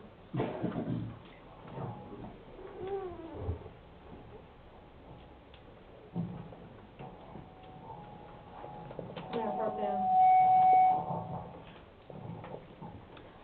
I would like to make a motion that we approve the fee schedule presented to us by Dr. Bumpus, our economic development, regarding the rental fee structure of our city-owned facilities and properties. Second. Any discussion? Go ahead. Just at the in-kind sponsorship services section, that only provided that they're shown, and I think there is some verbiage in the beginning about this, but that they're shown a benefit back to the city to be able to be eligible for those in-kind services. And I think Dr. Bumpus covered it, he just didn't read it out. I got two questions. In the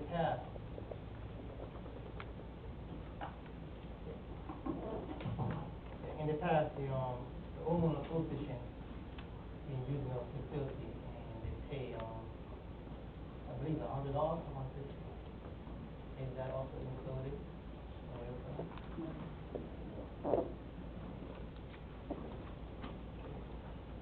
Where do you get the number from?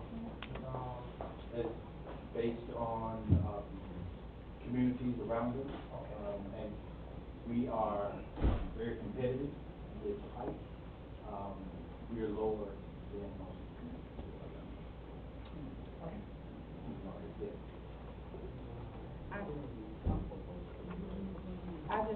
okay, the homeowners association, they would fall up under civic organization, would they? They're nonprofit. Nonprofit, okay. If they're properly registered with the Secretary of State. Okay. And so again, we'd have to look at what the definition is.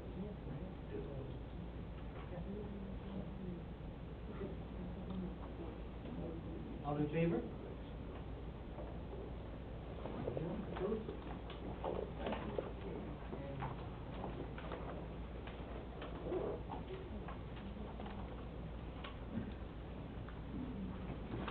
Now to new business, consider action on a special event requested by Glenn Gordon Holdings and Dale Snow. I'm not going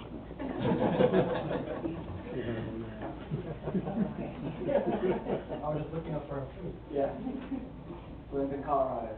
I'm David Fountain. I work at Jail House. And I'm Annie Randolph, I'm with Revolution Running, we're actually the race production company that was on the 5K. Okay.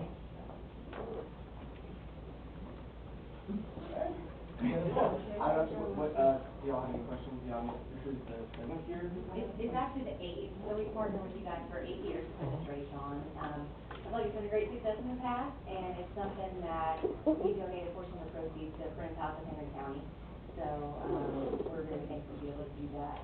So we're hoping to just continue as we have in the past with you guys and that partnership. Okay, great. And we have a MOU draft, made up? Yeah. Please. All right, this memorandum of understanding sets forth the terms and the understanding between the city of Hampton and Jailhouse Brewery to outline services and expectations. In recent years, the Jailhouse Brewery has been the host of the Jailhouse 5K race running event in downtown Hampton, Georgia. The 5K run begins and terminates at the Jailhouse Brewery. The event is co-sponsored by the Revolution Running Company. The event is good for Hampton in that it promotes health, well-being, and gives the attendees a positive awareness of the community. The event is held May 11th, 2019, from 5 p.m. to 8 p.m. This memorandum of understanding will outline the relationship between us. The city of Hampton will provide access to the running route and traffic control, barricades, and block Cherry Street, access to electrical power. Provided by the Jailhouse Brewery, general event management, payments, liability insurance, event application fee. And we have had the fee posted, paid, and Great. For any question, I ask for a motion. I make a motion that we approve the Jailhouse Brewery and, 5K run. I'll second. Any discussion? I got one question. In the past, we've had some problems, or we've had some, how are we marking out where they're running to? Make sure we maintain the streets or whatever we've had in the past. Correct. There was a year that we used some chalk that we washed off. Right. We will not be doing that again. We've actually had Revolution Running signs laid up. We'll be putting them out the day of the race and taking them down the day of the race to make sure we don't. Got Anything on you. Free Street. Okay, all right.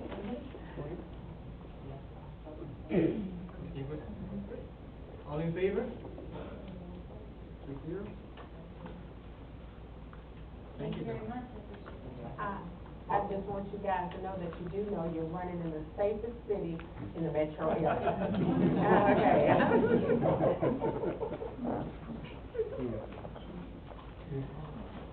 Once again, for consider action of RFP, the depot route here.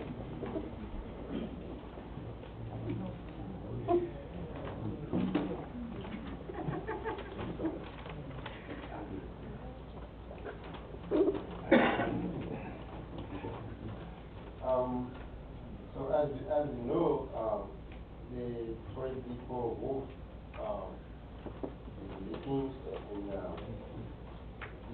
this is the RFP that you are going to put out, to get the contractors to come and tell us, what the problem is exactly and how are they going to resolve it.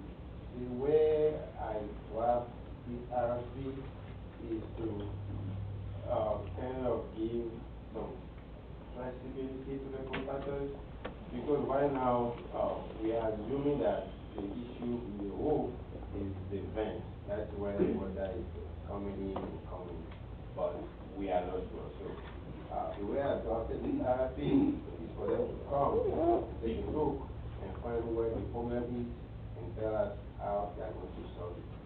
And also, the other thing that is important to understand here is that I understand that the city wants to keep the historic aspect of the depot, so that is something that we will consider when they submit their proposal to see how the repair that they are going to make is going to maintain that historic aspect.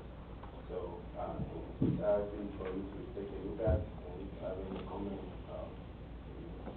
let us know so that we can adjust it before we close up. Oh, and just to know, like, I need to, based on the public comment that we had, I apologize for not starting with that. One question is that, who has been prepared before? I believe it has, but the point is in reality, at this point, we still have no issue. At first, we tried to find a contract, the argument for that contractor that has made that repair, so that we can see if there is any warranty in the work, but we are able to locate that contract, so we then decided to go with the new repair. And to that question, is the city owns that property? As far as you know, and based on the Henry County data, the city is the owner of that property. So yeah, the property is 20 people. And we own the lot on which that 20 people is.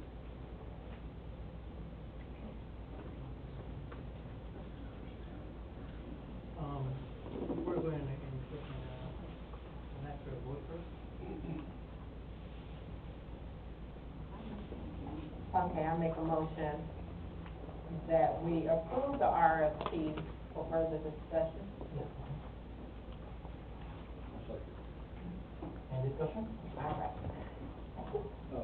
I know a year or so ago, as President was saying, we had somebody look at the roof itself. The roof itself is in good shape. It needs to be resealed. It should be done about once every 10 years.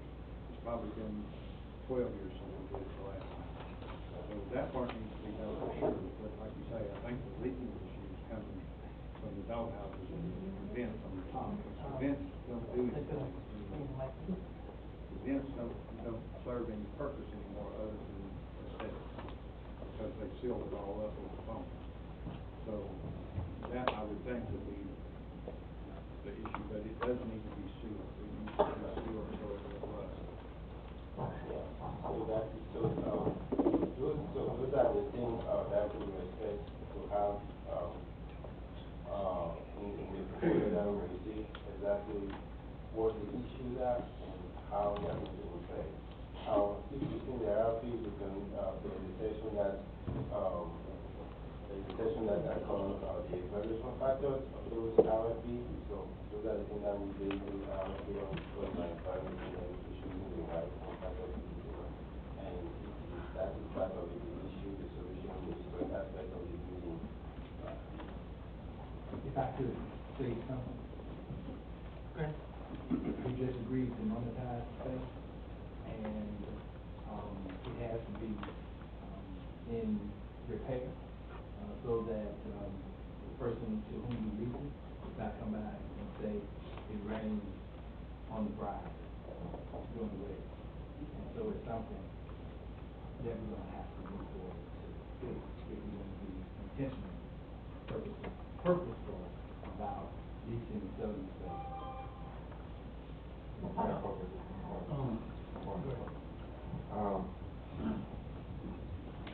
I would like to know if anyone can get an answer on why we investing all this money into the depot.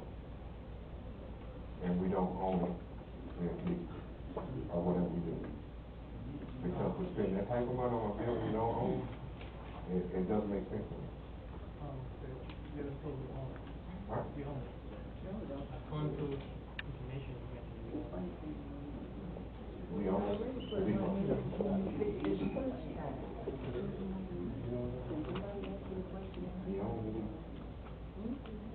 So, okay, so we own the building.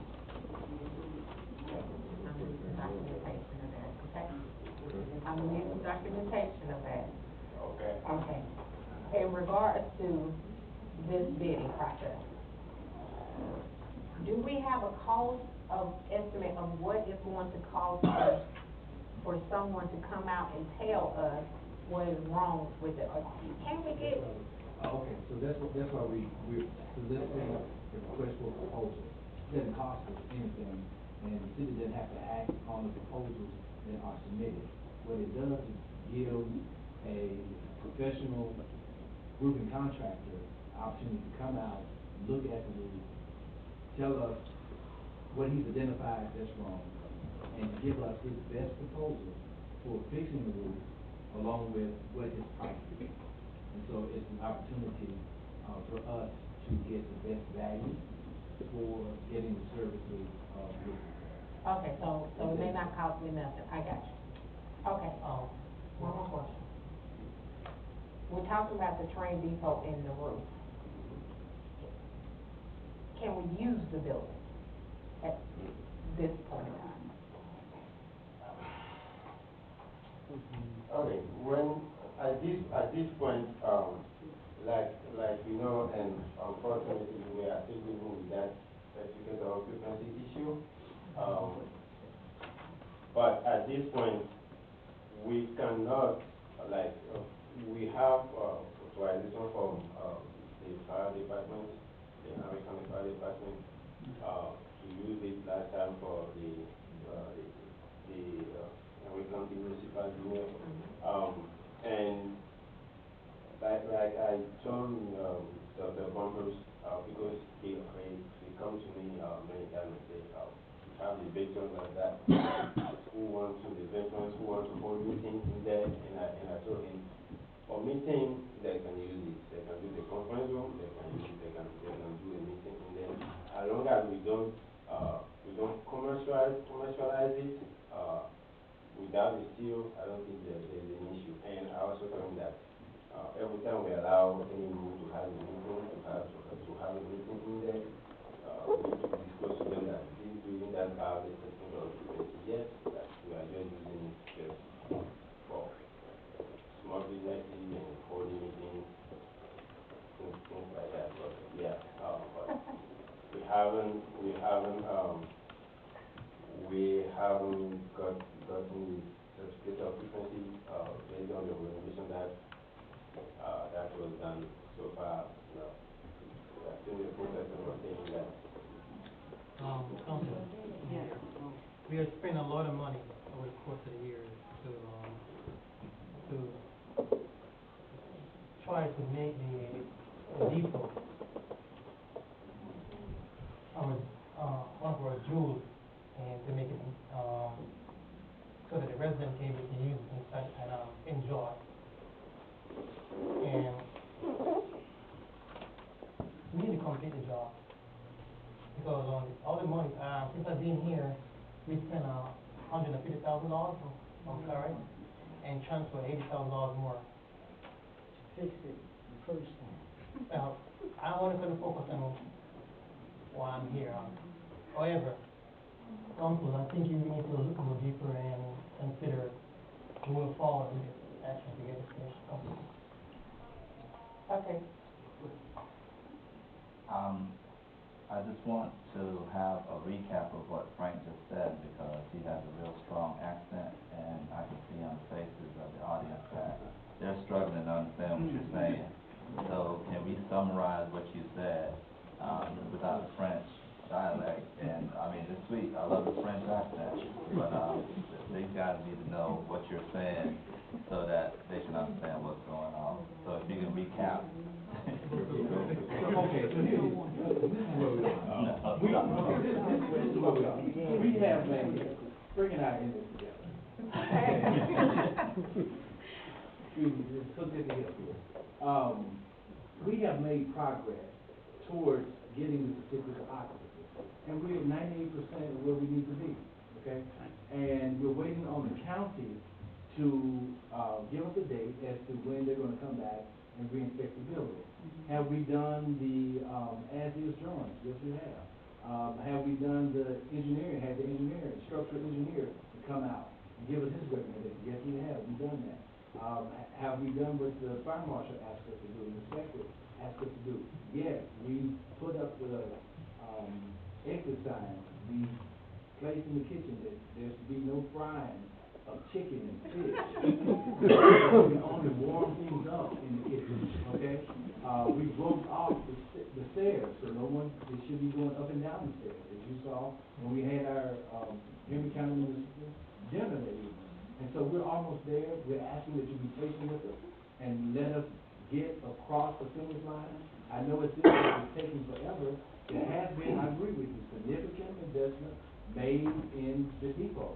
However, I live there, and to be honest, there is a need for some more significant investment in the venue if we want it to be the jewel of the community, okay?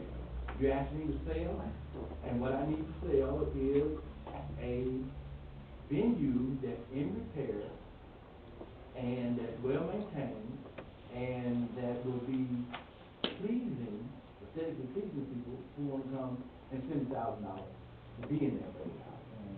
Okay? So that's where we are. All right?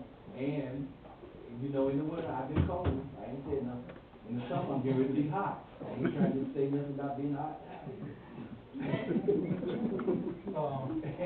And so there's some other real issues that we need to talk about some other time in terms of really maintaining and taking care of facilities and making options like the woman in the spot. So if you give us just a little more while to get across the 2%, engineer Mark, did you want? I'm not to call him out or anything, but he's been working very closely with us to get all these things done. So.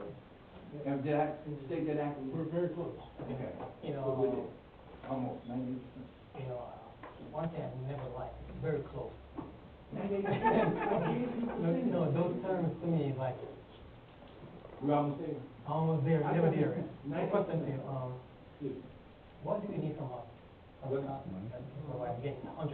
You get 100%. One, what we need from you is your patience, because we're working with another governmental agency, and you know that government is slow. Okay? Now, okay, we're working with another governmental agency. So some of this is tied not to our desire or our laziness or lackness or not following through or doing what we're supposed to do. A lot of this is tied to the timeline of Henry County, which is much larger than us. And I hope you can understand that. I'm not trying to be facetious, but that's just the truth of our reality. And so we're sitting at 98% complete, and I know you wanted us to speed it up, but maybe you have friends in Henry County who can help us. So what you're asking for tonight is not authorization to spend more money, you're just asking authorization to have somebody come in and take a look at it and give us an idea what it's gonna cost. No, what we're asking for is authorization to solicit through a request for proposal for ideas, the best ideas to repair the roof. That's what we're asking. And you're gonna come back to the council with that? Right. Okay. So we'll come back to the council after, okay, you know how the process works? We solicit for 6 weeks, we'll get a set of proposals, we'll have an evaluation team, the attorney will be there to make sure that those persons behave themselves, whoever needs to sign off on conflict of interest forms, will sign off on the conflict of interest forms, we'll tally up the numbers, and whoever has the best proposal, we'll bring it back to the council and say that this is the group that has the best proposal. Now we're seeking the $1 million we need to fix it. Well, let's move forward, come to a vote. I just would ask that if the RFP does not already include, to ensure that it includes the necessary insurance that these folks are gonna get on the roof. Okay. That we're not responsible for, you know. for a vote? Yes, we got a motion. Yeah, there's already a motion in the second. We gotta get it.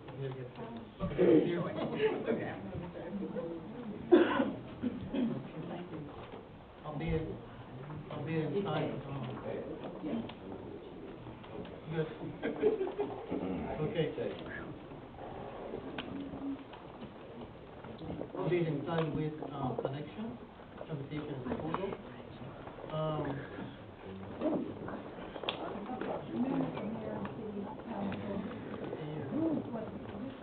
I don't think it works, guys. I'll try to talk louder.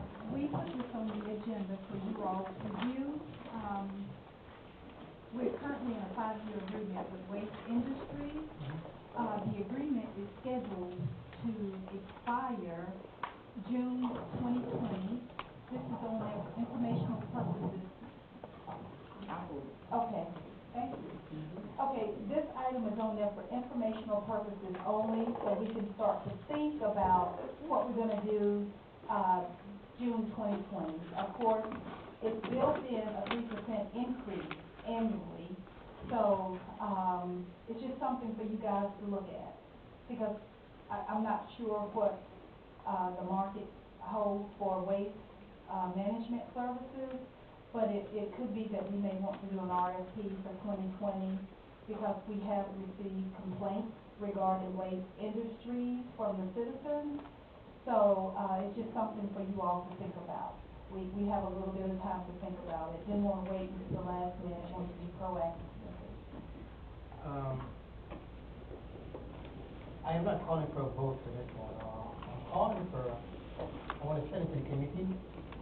One of the reasons why, we just alluded to, one is the best value for the citizen. To look more deeper in charges and what they can like. I'd like to send it to the committee and.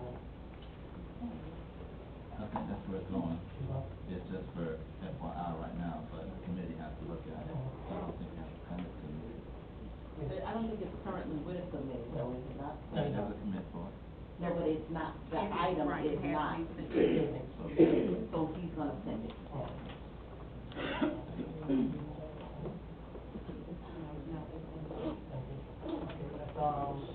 Is that, That's me. that's it?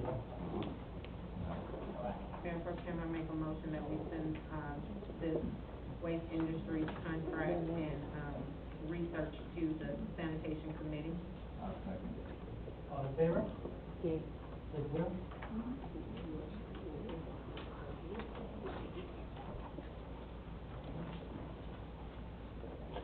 One for today, consider action on MOU special event. Thank you, Mayor. Members of council, ladies and gentlemen, here gathered, Let's see right here. sir, just stay here for a while. I got you. Our Main Street program is really seeking to be a collaborative partner with those who have interest in making our downtown community vibrant and to bring people into downtown for a number of reasons. And so you have before you two memorandums of understanding that focus on Main Street partnering with two community committees, community groups, volunteer groups, to do good work in our community. So if you will allow me to read the first one in entirety before answering questions, I would be grateful. So this memorandum of understanding is between the City of Hampton Main Street and the City of Hampton Main Street Veterans Memorial Mark of Volunteers. The background: the City of Hampton honors, values, and acknowledges the service and sacrifice of deceased veterans of those armed service members who made the ultimate sacrifice to our nation through the loss of their lives in combat. Special honor and acknowledgement to those armed service members having connection to the City of Hampton has been made by the display of cross markers in downtown Hampton, Georgia, during the months of May and November, coinciding with Memorial Day and Veterans Day. In addition to honoring our deceased armed service members, the display of the cross markers is a local tourist attraction and brings people from around the country to visit the city This work has in recent years been carried about by a group of local volunteers, local veteran organizations, and local youth groups. The city of Hampton is benefited by the goodwill, added aesthetic attractiveness, and enhanced positive image of the display of the Memorial Market. The event is in keeping with the city's values of respect, honor, and pride. Therefore, the City of Hampton Main Street and the City of Hampton Main Street Veteran Memorial Marker Volunteers agree to partner for the purpose of continuing this tradition in the City of Hampton, Georgia. All right, provided by the City of Hampton. The City of Hampton will provide space to house the cross memorial markers that are not on display in the Old City Fire Station, and will provide full access to the markers at any time to the memorial marker volunteers. The City of Hampton will make veteran memorial markers request forms available to the general public. The City of Hampton will forward to the Veterans Memorial Marker Volunteer Coordinator form for request for cross memorial markers provided by the City of Hampton Main Street Veterans Memorial Marker Volunteers. The volunteers will recruit, manage, and dispatch volunteers to display cross memorials during the Memorial Day Veterans Day season.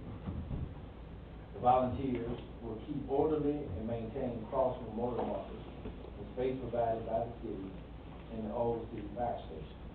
The volunteers will construct cross memorial markers. The volunteers will maintain and keep up to date the cross memorial marker registry and make a copy of the updated registry annually to the Main Street Coordinator. The volunteers will notify the Main Street Coordinator, the Director of Economic Development, or the city clerk when accessing the fire station. Joint planning by both parties for each event, and planning will take place 30 days before the cross memorial marker display.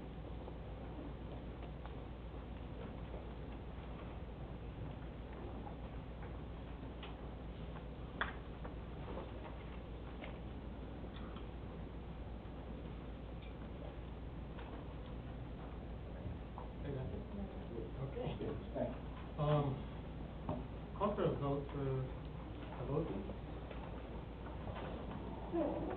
I make a motion that we approve this plan for the Veterans Memorial Marker. Any discussion? I have a couple questions, Dr. Gunther. Yes, ma'am. So, we're taking on the responsibility of housing the crosses. What kind of liability do we have if something happens to the crosses in our facility? Let's say our building burned down. Who owns the volunteer organization? They do? And so we just have something with them saying that, we agree to house them, but we waive any responsibility to them, that kind of thing. Is there any agreement between the owners of the marker? So according to the We're paperwork. just more formalizing the agreement now.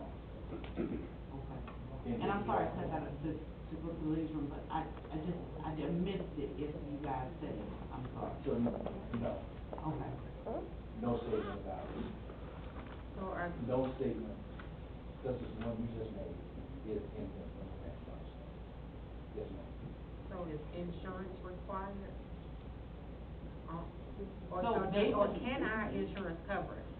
Probably, we would have to tell the insurance that we have, our list of items that they cover, city property.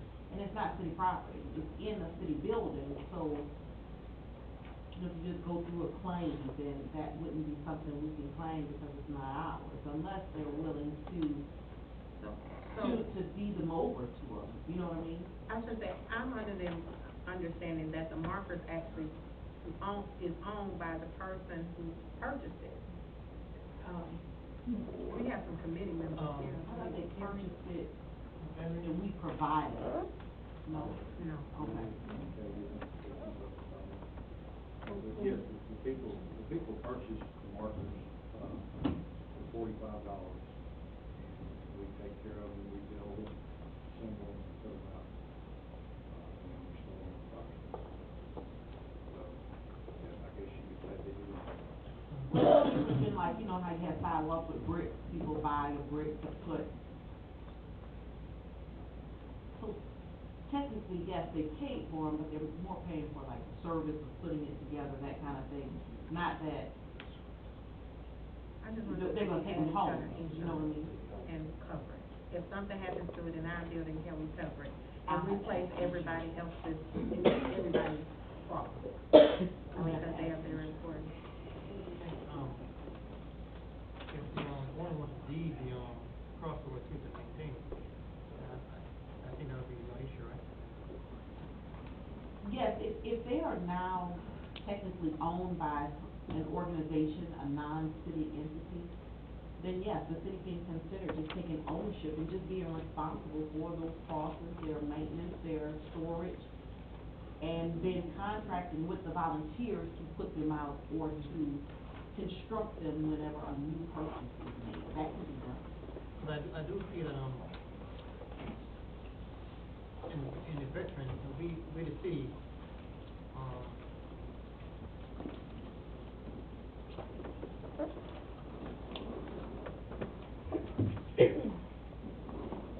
support the veteran. So, but we will, I do see that we should go that course.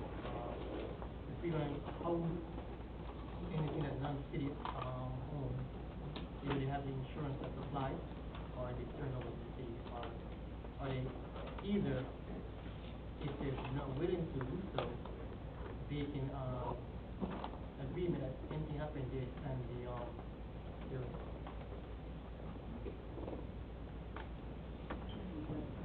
I just think the MOU needs to address the storage issue, because then you'll get into a non-government entity or a non-profit getting free storage, right? I mean, if you're gonna take this to the full extent of, we could, but, obviously there's a benefit to the city for this. It's not legal, it's not an issue, but I think it should be addressed in the MOU.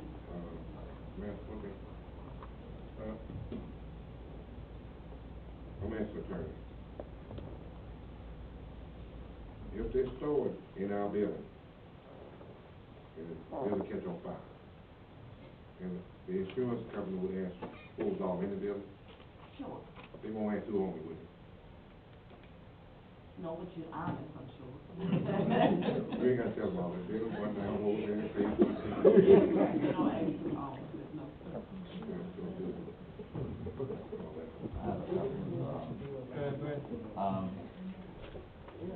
I think that, I agree with, attorney, Wilkins, that we can, Williams, that we can, address that in the MOU. I saw an email the other day about, or I think he spoke about funding for upkeep and maintenance of this thing. And I would like to see if we can look at doing some type of fundraiser, maybe getting the American Legion, along with citizens. I mean, do a ball, a military style ball, and invite the residents or the family members to a ball. We have Luella High School that have the Navy ROTC, be glad to come out and work that event. We got local National Guard units that are really privy and like to practice doing those type things, because they have annual balls as well. So that would be a good way, I think, to raise money for this project so that we can do the maintenance. The other thing is, I think that would also help in, I don't think a resident or a family should have to pay for their cross. That's me. I think they paid enough. I think that the city needs to find a way to pay for a cross and recognize these veterans for all they've done and their families. So I'd like for us to cut, I'm okay with approving this, but I think we can improve on it and really show veterans that, you know, and their families, that we really care about them. what I want to do is, since there is,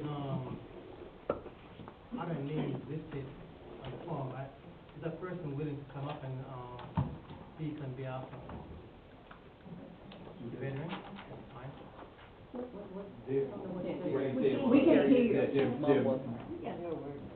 said that, is Mr. Hearn here, basically? Yes, sir, Mr. Hearn. And he asked, would you be willing to come up and speak on the MOU between Main Street and the volunteers? I would if I'd seen it, but I have not seen a copy before tonight. So then I'd like to make a motion that we table it until they talk about it, discuss it, and work out the ins and outs of it before we bring it up for a vote. I can't. Go ahead. Motion on the floor. I would suggest that we make a decision tonight, because we do have Memorial Day coming up, and I don't know what that means if we table it, until, I'm not sure. Okay. Well, I guess, what is it that you want from Mr. Hunt? Well, most of this information here, we have no idea about it. So There are other members of the committee who are here with whom we met and worked on the details of the memorandum of understanding. So it's not nothing that we just did unto ourselves. We've worked with members of the committee to craft what's here. Okay, so let's talk to somebody that you met with. the signature is here, even. Mr. Rucker, Darren Rucker. Okay. Be careful what you ask for.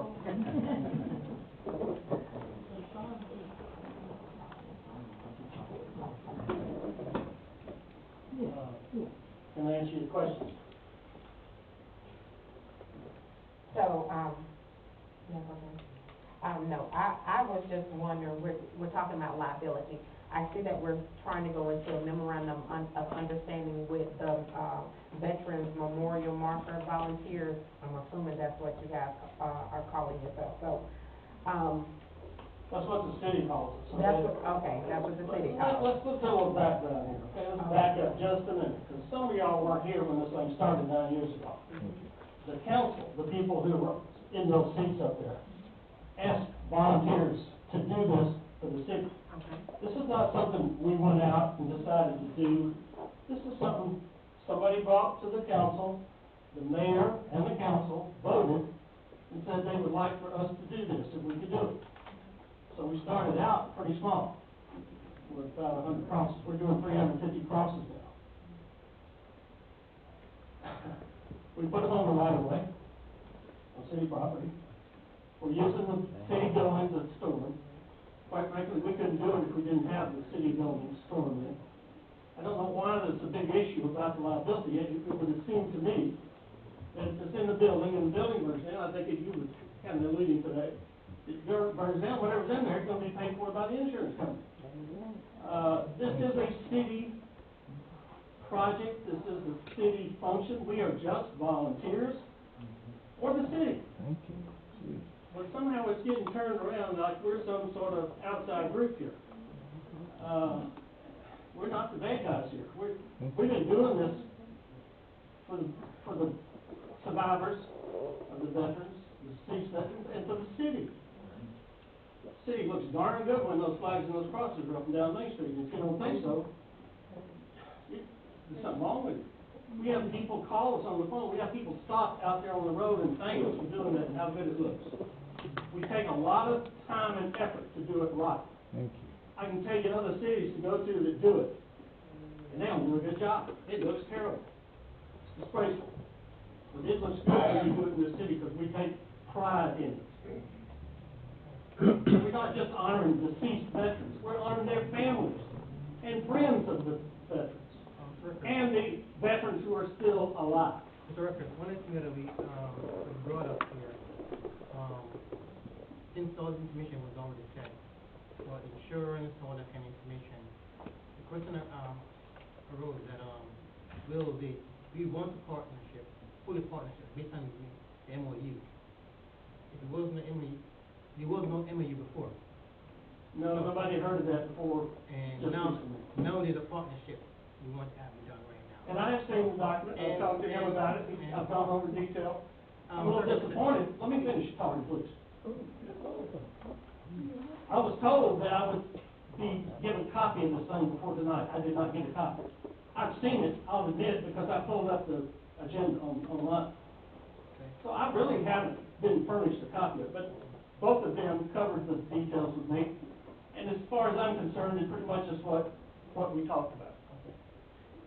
Director, do me a favor, please.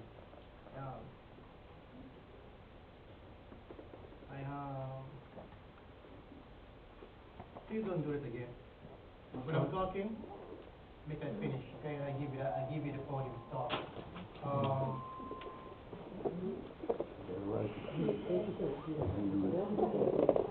the question is now,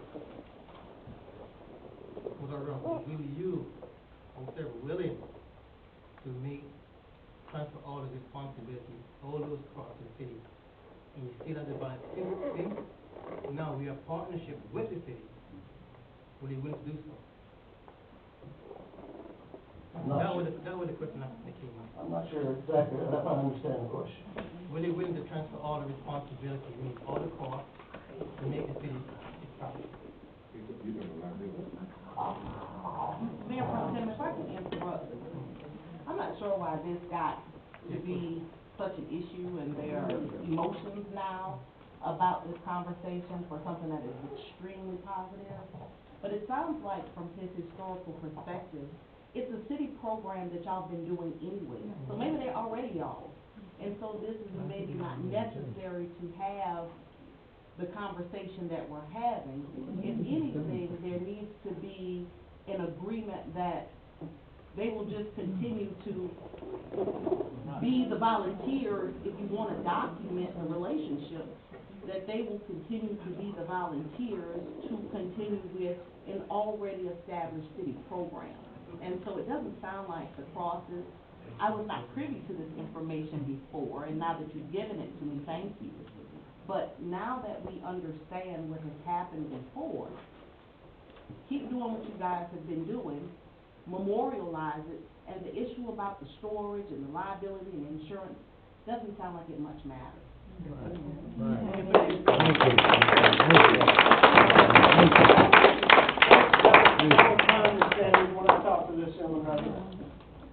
Well, we understand that, but most information was brought up, so we have to answer this question. But now it's been clarified, and now, I have one more comment in regard to this. Got what you said, understand it. What I don't understand is, if this is a city-sponsored program, like Mr. Rucker said 9 years ago, they commissioned this to take place. From my understanding, there's no documentation on who purchased the crosses. None of the funding has come through the city whatsoever. So it seems, that's the reason it seemed like it was an outside organization to me. So that's where I'm trying to figure out, is it city or is it an outside organization? Because if it's city, then we're responsible for the crosses. If somebody comes up and says, well, my cross wasn't posted this time, and I paid the $45, we didn't get the $45, or that I know of. I mean, that's all I'm saying. So how does that work? Well, that's a question that I would have for your staff, whether or not there's an accounting of the purchase of the crosses, like how that has happened, or I don't know. And so staff, if this is truly a city program, then Dr. Bumpus obviously would need to have the forms for people to come, fill out, pay the money, commission the volunteers. Hey, we got a new cross applicant, and they will go out and do what they've been doing. All right. Okay, move for a vote.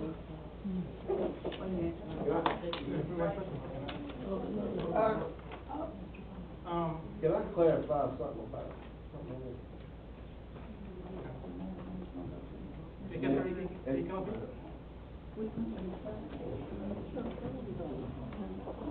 there's some question about the money, what we did was originally we started off, like there were 90-something crosses that first time. $45 is to offset the cost of the material and the labor. I mean, not labor, we don't get paid, I'm just saying we're volunteers, but what I'm saying is that's the cost, approximately what it costs us to build a cross. And the flag, you know, buy the flag, poles and all that. The way this thing was working was I was on the council when we started this. They would put the forms in my box, and I would get the forms and the money out, and I would deposit the money in the bank. And we kept up, I got a folder at home with every application in the folder. I do them by event, like, you know, the Memorial Day 2009 when we started. Well, actually Veterans Day 2009. And I keep up with them, and right before we, you know, get ready to go and do them, we say, okay, we got 10 new ones, so we get together, we just put them together. Now, Mr. Rutgers been doing the building of the crosses for the last several years at his house, you know, in his own time. And then, you know, we got, Chris Moore does our names for us. So, you know, it helps out with the offset of the cost. You know, we have to buy the stakes, and we have to buy flags whenever some of the flags get ragged. But that's how this whole thing got started, was Mayor Coley asked to do something for the veterans. You know, he said, we're losing a lot of our veterans, and so we saw this.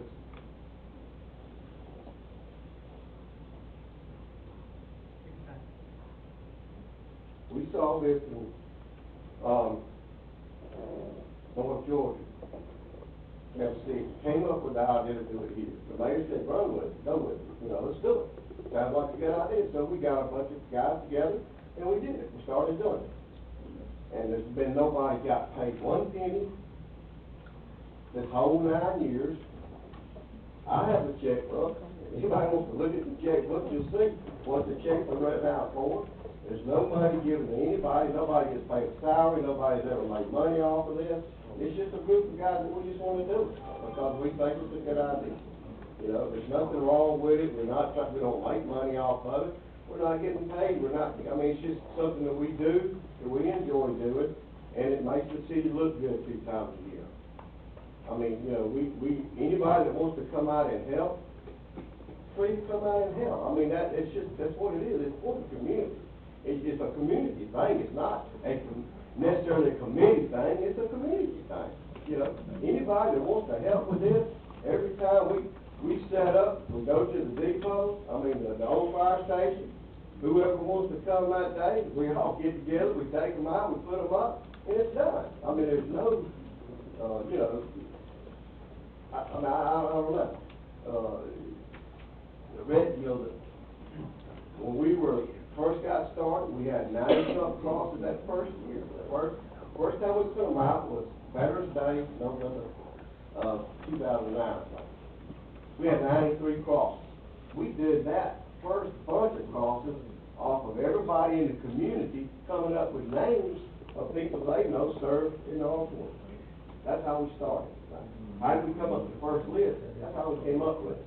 And then as people saw us put them out every time, they would ask. And like I said, we had a form here at City Hall. You know, they would put them in my box. And then when I got off the city council, I was told, hey, if they turn them into the city, we'll let you know, and you can come up here and pick them up. And, you know, it's been a real simple thing so far. There's nothing complicated about it. If the city wants to bless it and say it's a good thing, you know, that's great. I hope they do. But, you know, it's so complicated. It's not a complicated thing. It's not, you know, who's going to own the crosses, who does this, who does that. It's just a bunch of volunteers doing something. And, you know, we just thought about it might need to come under the umbrella of the city, only because they are put up on the city right away. They are. I mean, you know, we put them up on the city right away. It's just like the Yellow Collar Festival or anything else that happens in the city of Athens that uses city property. You know, that's all we, you know, thought about. We might need to have them over here because, you know, of that, you know, because it is, you know, and we do, and, you know, votes taken on the city council back several years ago because we needed a place to put them, to use the old fire station. It was not being used at the time.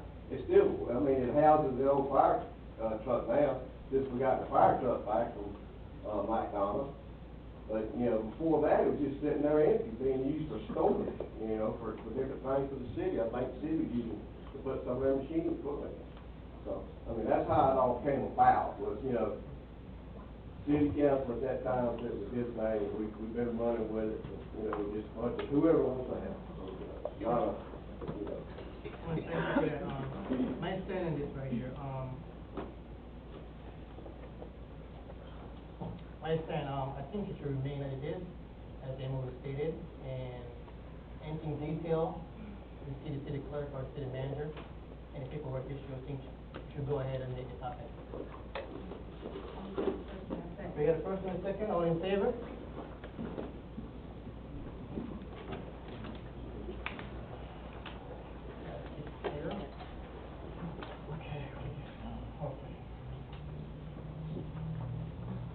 Consider action of MOU special event request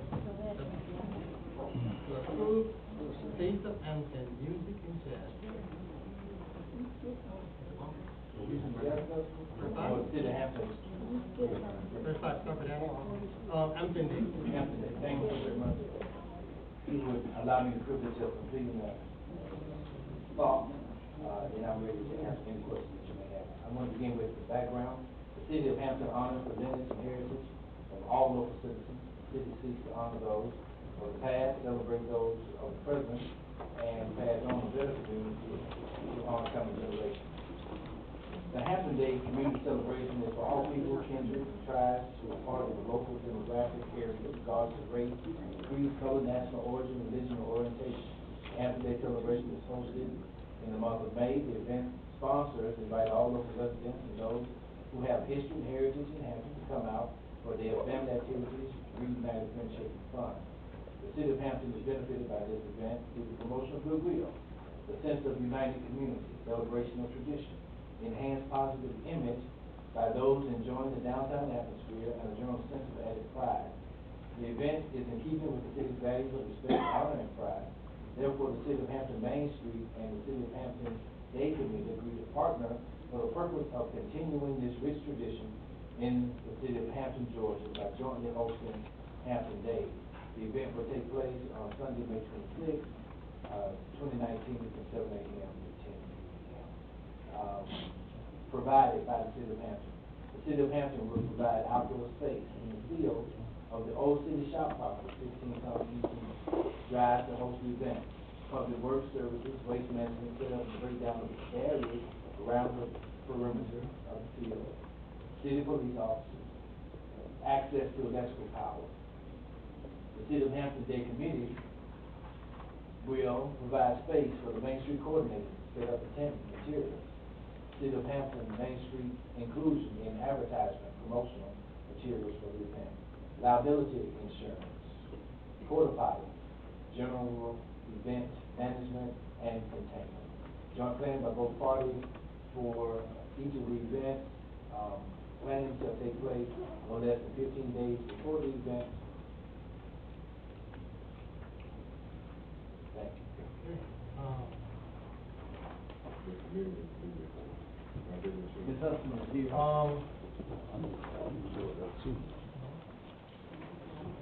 I call for a motion to approve. Yes, she has her liability insurance certificate. Call the motion to approve.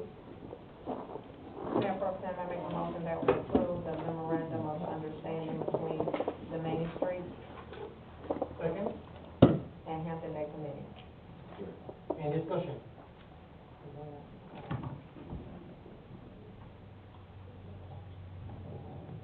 Any discussion? All in favor?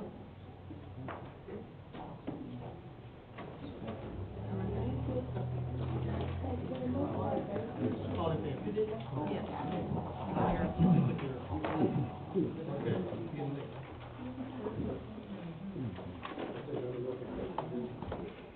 Consider action of MOU, special request for approval for Taste of Hampton. Number one more again. Thank you. This is Taste of Hampton? Absolutely. You don't have to read it. You don't have to read it. I don't have to read it, okay. You're ready, correct. You ready already? Okay. Mr. Vic Morton is here with me. Call for a motion? Mayor Pro Tem, I make a motion that we approve the Taste of Hampton Music and Jazz Festival scheduled for May the 4th,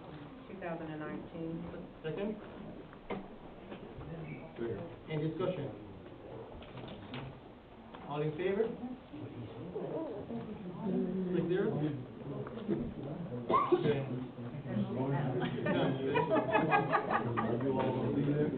We will be there. I'm a vegetarian.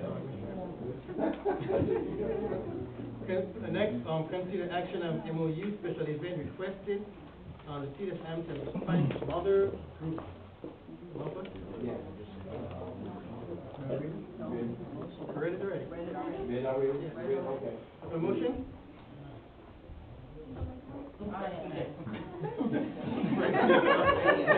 I make a motion, we approve the. Any discussion? Well, let's You say gotta it give is me that. what it is. Tell her what it is. You got your motion already. What, I haven't said it, hang on. Moving on. Make a motion, we approve the Hispanic Mothers Group First Baptist Church, use the pavilion at McBrayer Park for a celebration of motherhood. I'll second it. Any discussion? All in favor? 6-0. Okay, I know, one other thing, I want to bring to your attention that the Zion Missionary Baptist Church Youth Group wants to use the McBrayer Park on Saturday evening, the 20th, 7:30 to 9:30, to host a glow-in-the-dark Easter egg hunt. All they want is faith and the youth will run for these. They want to make good.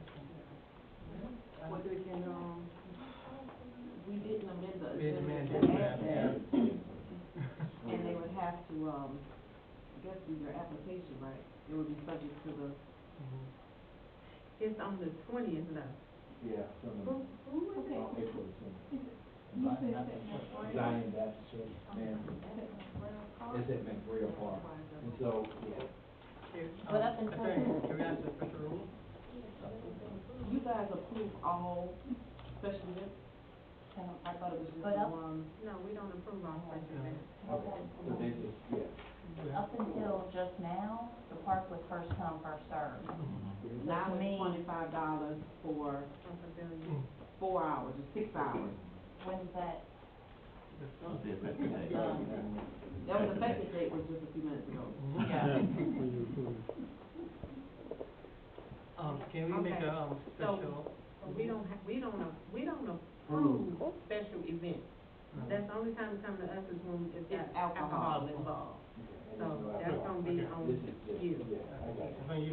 Wanted to make you aware. Like, we're That's aware. what, yeah, yeah. But they are subject to the new fees you put in place. Okay, I'll let you know. And they can. Madam Chairman. Thank you very much. All right, thank you. Next, action and ethics committee recommendation regarding ethics complaint against Councilman Brown. And Mayor and Council, so as you know, because we've done this before, the recommendations of the Ethics Committee comes back before the board. Tonight we have a small hiccup because I got a call from the attorney for the Ethics Committee, Ms. Ramos, and she could not be here. She did provide her report. I am deferring to the board on whether or not you want the clerk to read it, do you want to hear from the attorney? Obviously, I was not a part of it, I can't answer any questions. So, the law does allow for the recommendations to come before the council at the next meeting after the ethics board meeting. But I know we do have the absence of Ms. Ramos. I will defer to the board on how you want to handle it. We do have the report. There was a suggestion, by, Councilman Bodie asked us if we can table it the next month, even though, the law required, That would have to be in the form of a motion.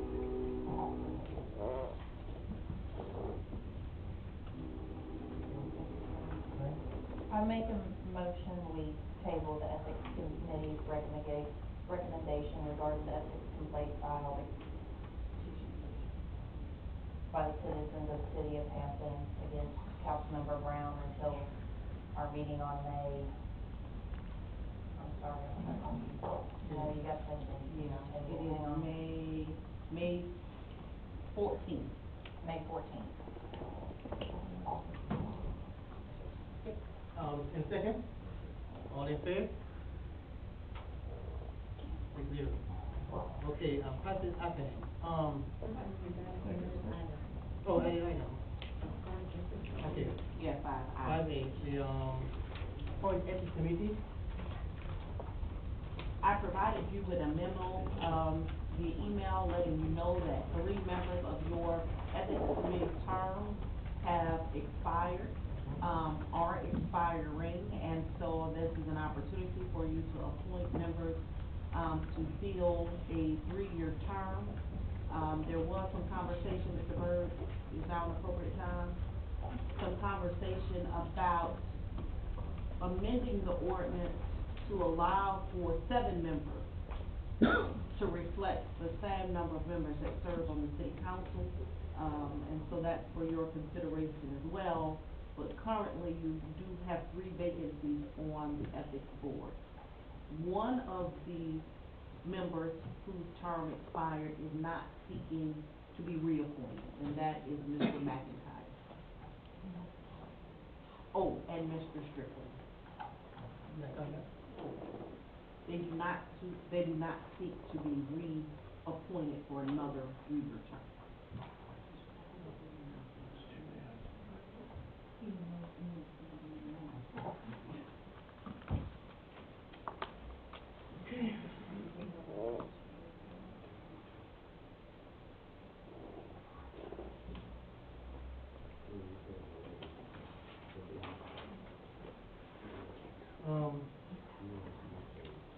Let's go forward,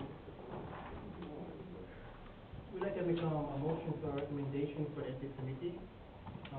Henry, start from you.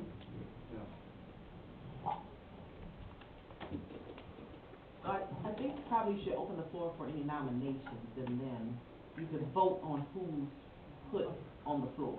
All right. If we, do we not need to vote to see about the member thing first before we start appointing?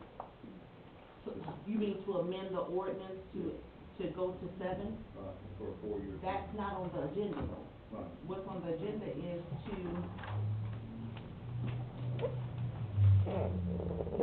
we added the appointments to the ethics board, and so we didn't consider that amending Article 7, which is the ethics ordinance, to change it from 5 to 7.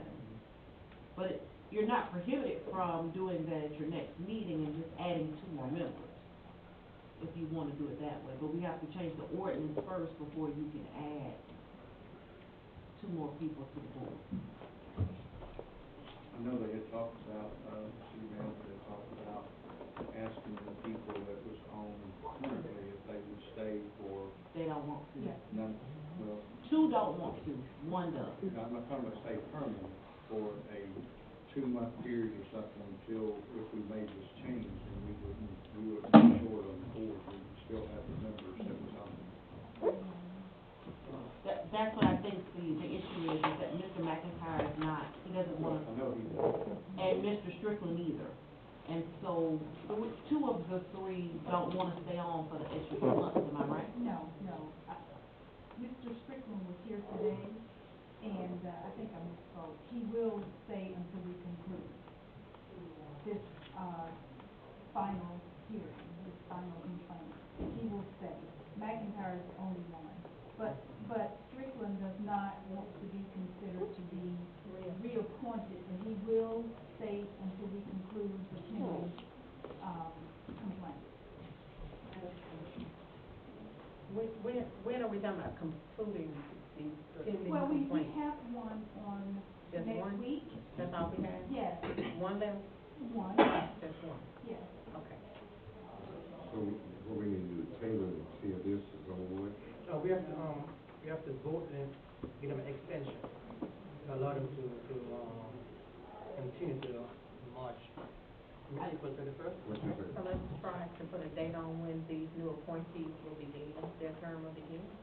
So I think what Mr. Byrd is asking is to extend the expired term of 2 members, Mr. Williams and Mr. Strickland, for an additional maybe 60 days, until the board can consider an amendment to the ordinance to open the board up to 7 members instead of the current 5. And 4-year term. And he wants to change the ordinance to So it would concur. run concurrent with With the the person. term of the person or the council member appointing the committee member. Did y'all follow? So for now, would we just say we wanna extend Williams and Strickland for 60 days and then appoint one more tonight for a 3-year term? This is why I'm having a small hiccup, because your ordinance provides that the term expires. It does not allow for the person to serve until a successor is appointed, okay? It doesn't say that. We can put that in a new version, it doesn't say it counts. The second hiccup I'm having is that if you reappoint, the ordinance provides that an appointment is for 3 years. And so we would be going outside of the ordinance if you only appoint them for 60 days. So technically, you have 1 member who's okay with serving in another 3-year term. You have 2 that aren't. And if you appoint one of those remaining 2 to only 60 days, we're outside the ordinance. Because we don't have that clause that says. We can reappoint the 2 people that won't stay, and when his, these cases are over, If he he can quit. give us, Yes. give us a letter of resignation, go. and then we will appoint somebody. for the vacant part of his term. Mhm. Yep. That works. Okay. So we have one recommendation or one Nomination. So we're gonna do all nominations tonight, we're gonna do all 3 of the seats tonight, and whoever can resign when they get ready.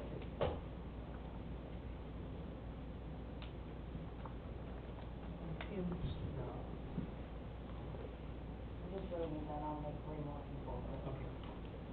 Let's go for nomination for, any, wait a minute. You can nominate.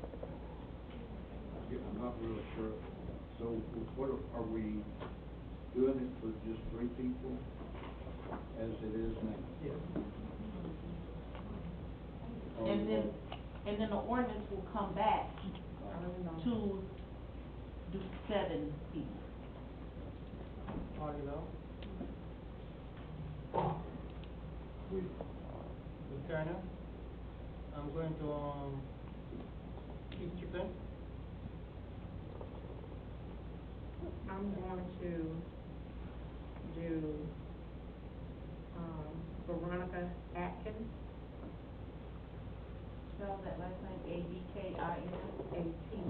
A-T-K. I'd like to nominate, Dexter Class.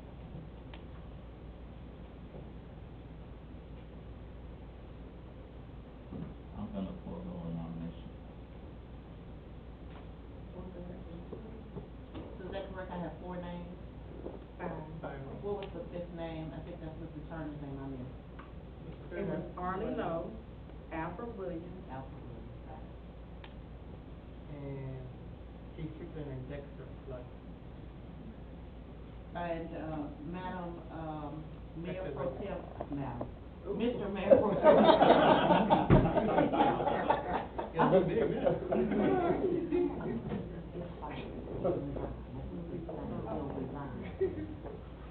You can open the floor for a motion. No, the motion is saying, I move and name 2 people, or move 1 person and see who passes or doesn't.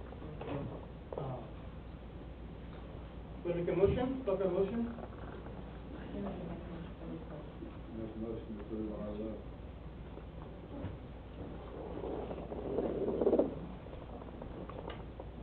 Any discussion? All in favor? Failed. So you gotta say all opposed. All opposed? Was that Mr. Turner voting no? Yeah. Two, four?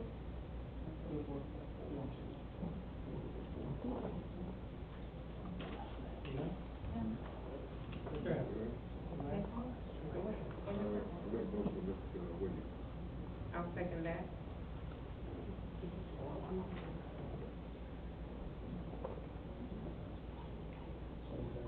Other vote? No, discussion first. Any discussion?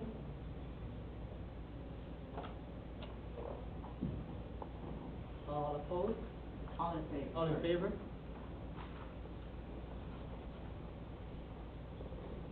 Four. All opposed? Two. We can't see hands out here. No, we can't. And we really can't hear. No, we can't hear for them. If they just hold their hand. I make a motion for Keith Strickland. I'll second that.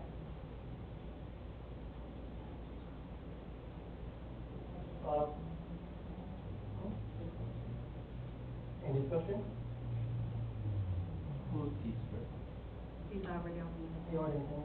So he's reappointing that person? Okay. Yeah, well, All approved? Last 6 0.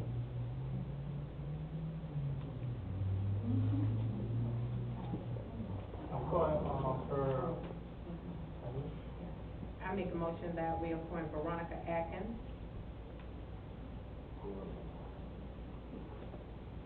Please, Veronica. And second? second. Any discussion? Who is Veronica?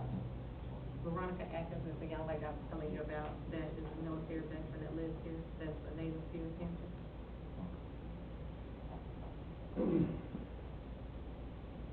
All approved? Hit. Raise your hand, I only saw two hands. You're voting for it? Yeah. That's three. All opposed? Are you voting, Mr. Mitchell? Yeah, that's not an option.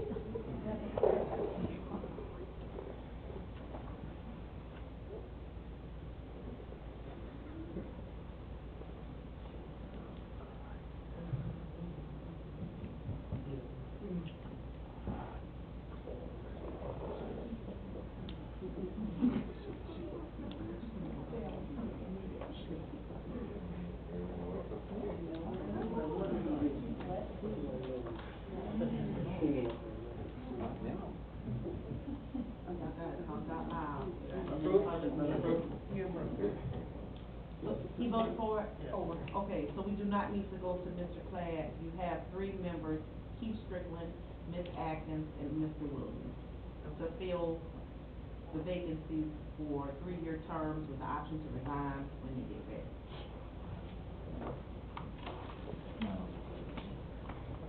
You said, Keith Strickland will be, will resign, right? Can we make, additional motion when you resign, right now, to have? Dexter. No, Okay.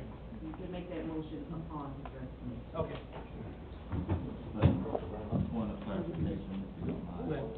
So what we're doing now is we're reappointing the vacancies now, but between now and Mr. Byrd doing his ordinance change to go to 7, You may get 2 more seats. we may have 2 more seats. Right. That's right. I just wanna make that clear. Okay. That's what, thought of. Okay. Attorney. Yes. Is it lawful for me to, we go to, what is happening in the community? Can I change it up to allow the citizens that what good happened in the community? It wasn't already set for us, so I mean, sure, it's your meeting, if that's how you wanna do it, that's fine. I want to change it a little, give the citizen, okay, what happened, what's good happened in the city, in our community. Anyone want to talk? Everybody ready to go home? So, I passed that one off, so, any executive session? Yes. All in favor? I mean, all, I make a motion? I make a motion that we move into executive session Second. for the purpose of personnel litigation and real estate. Second? All in favor?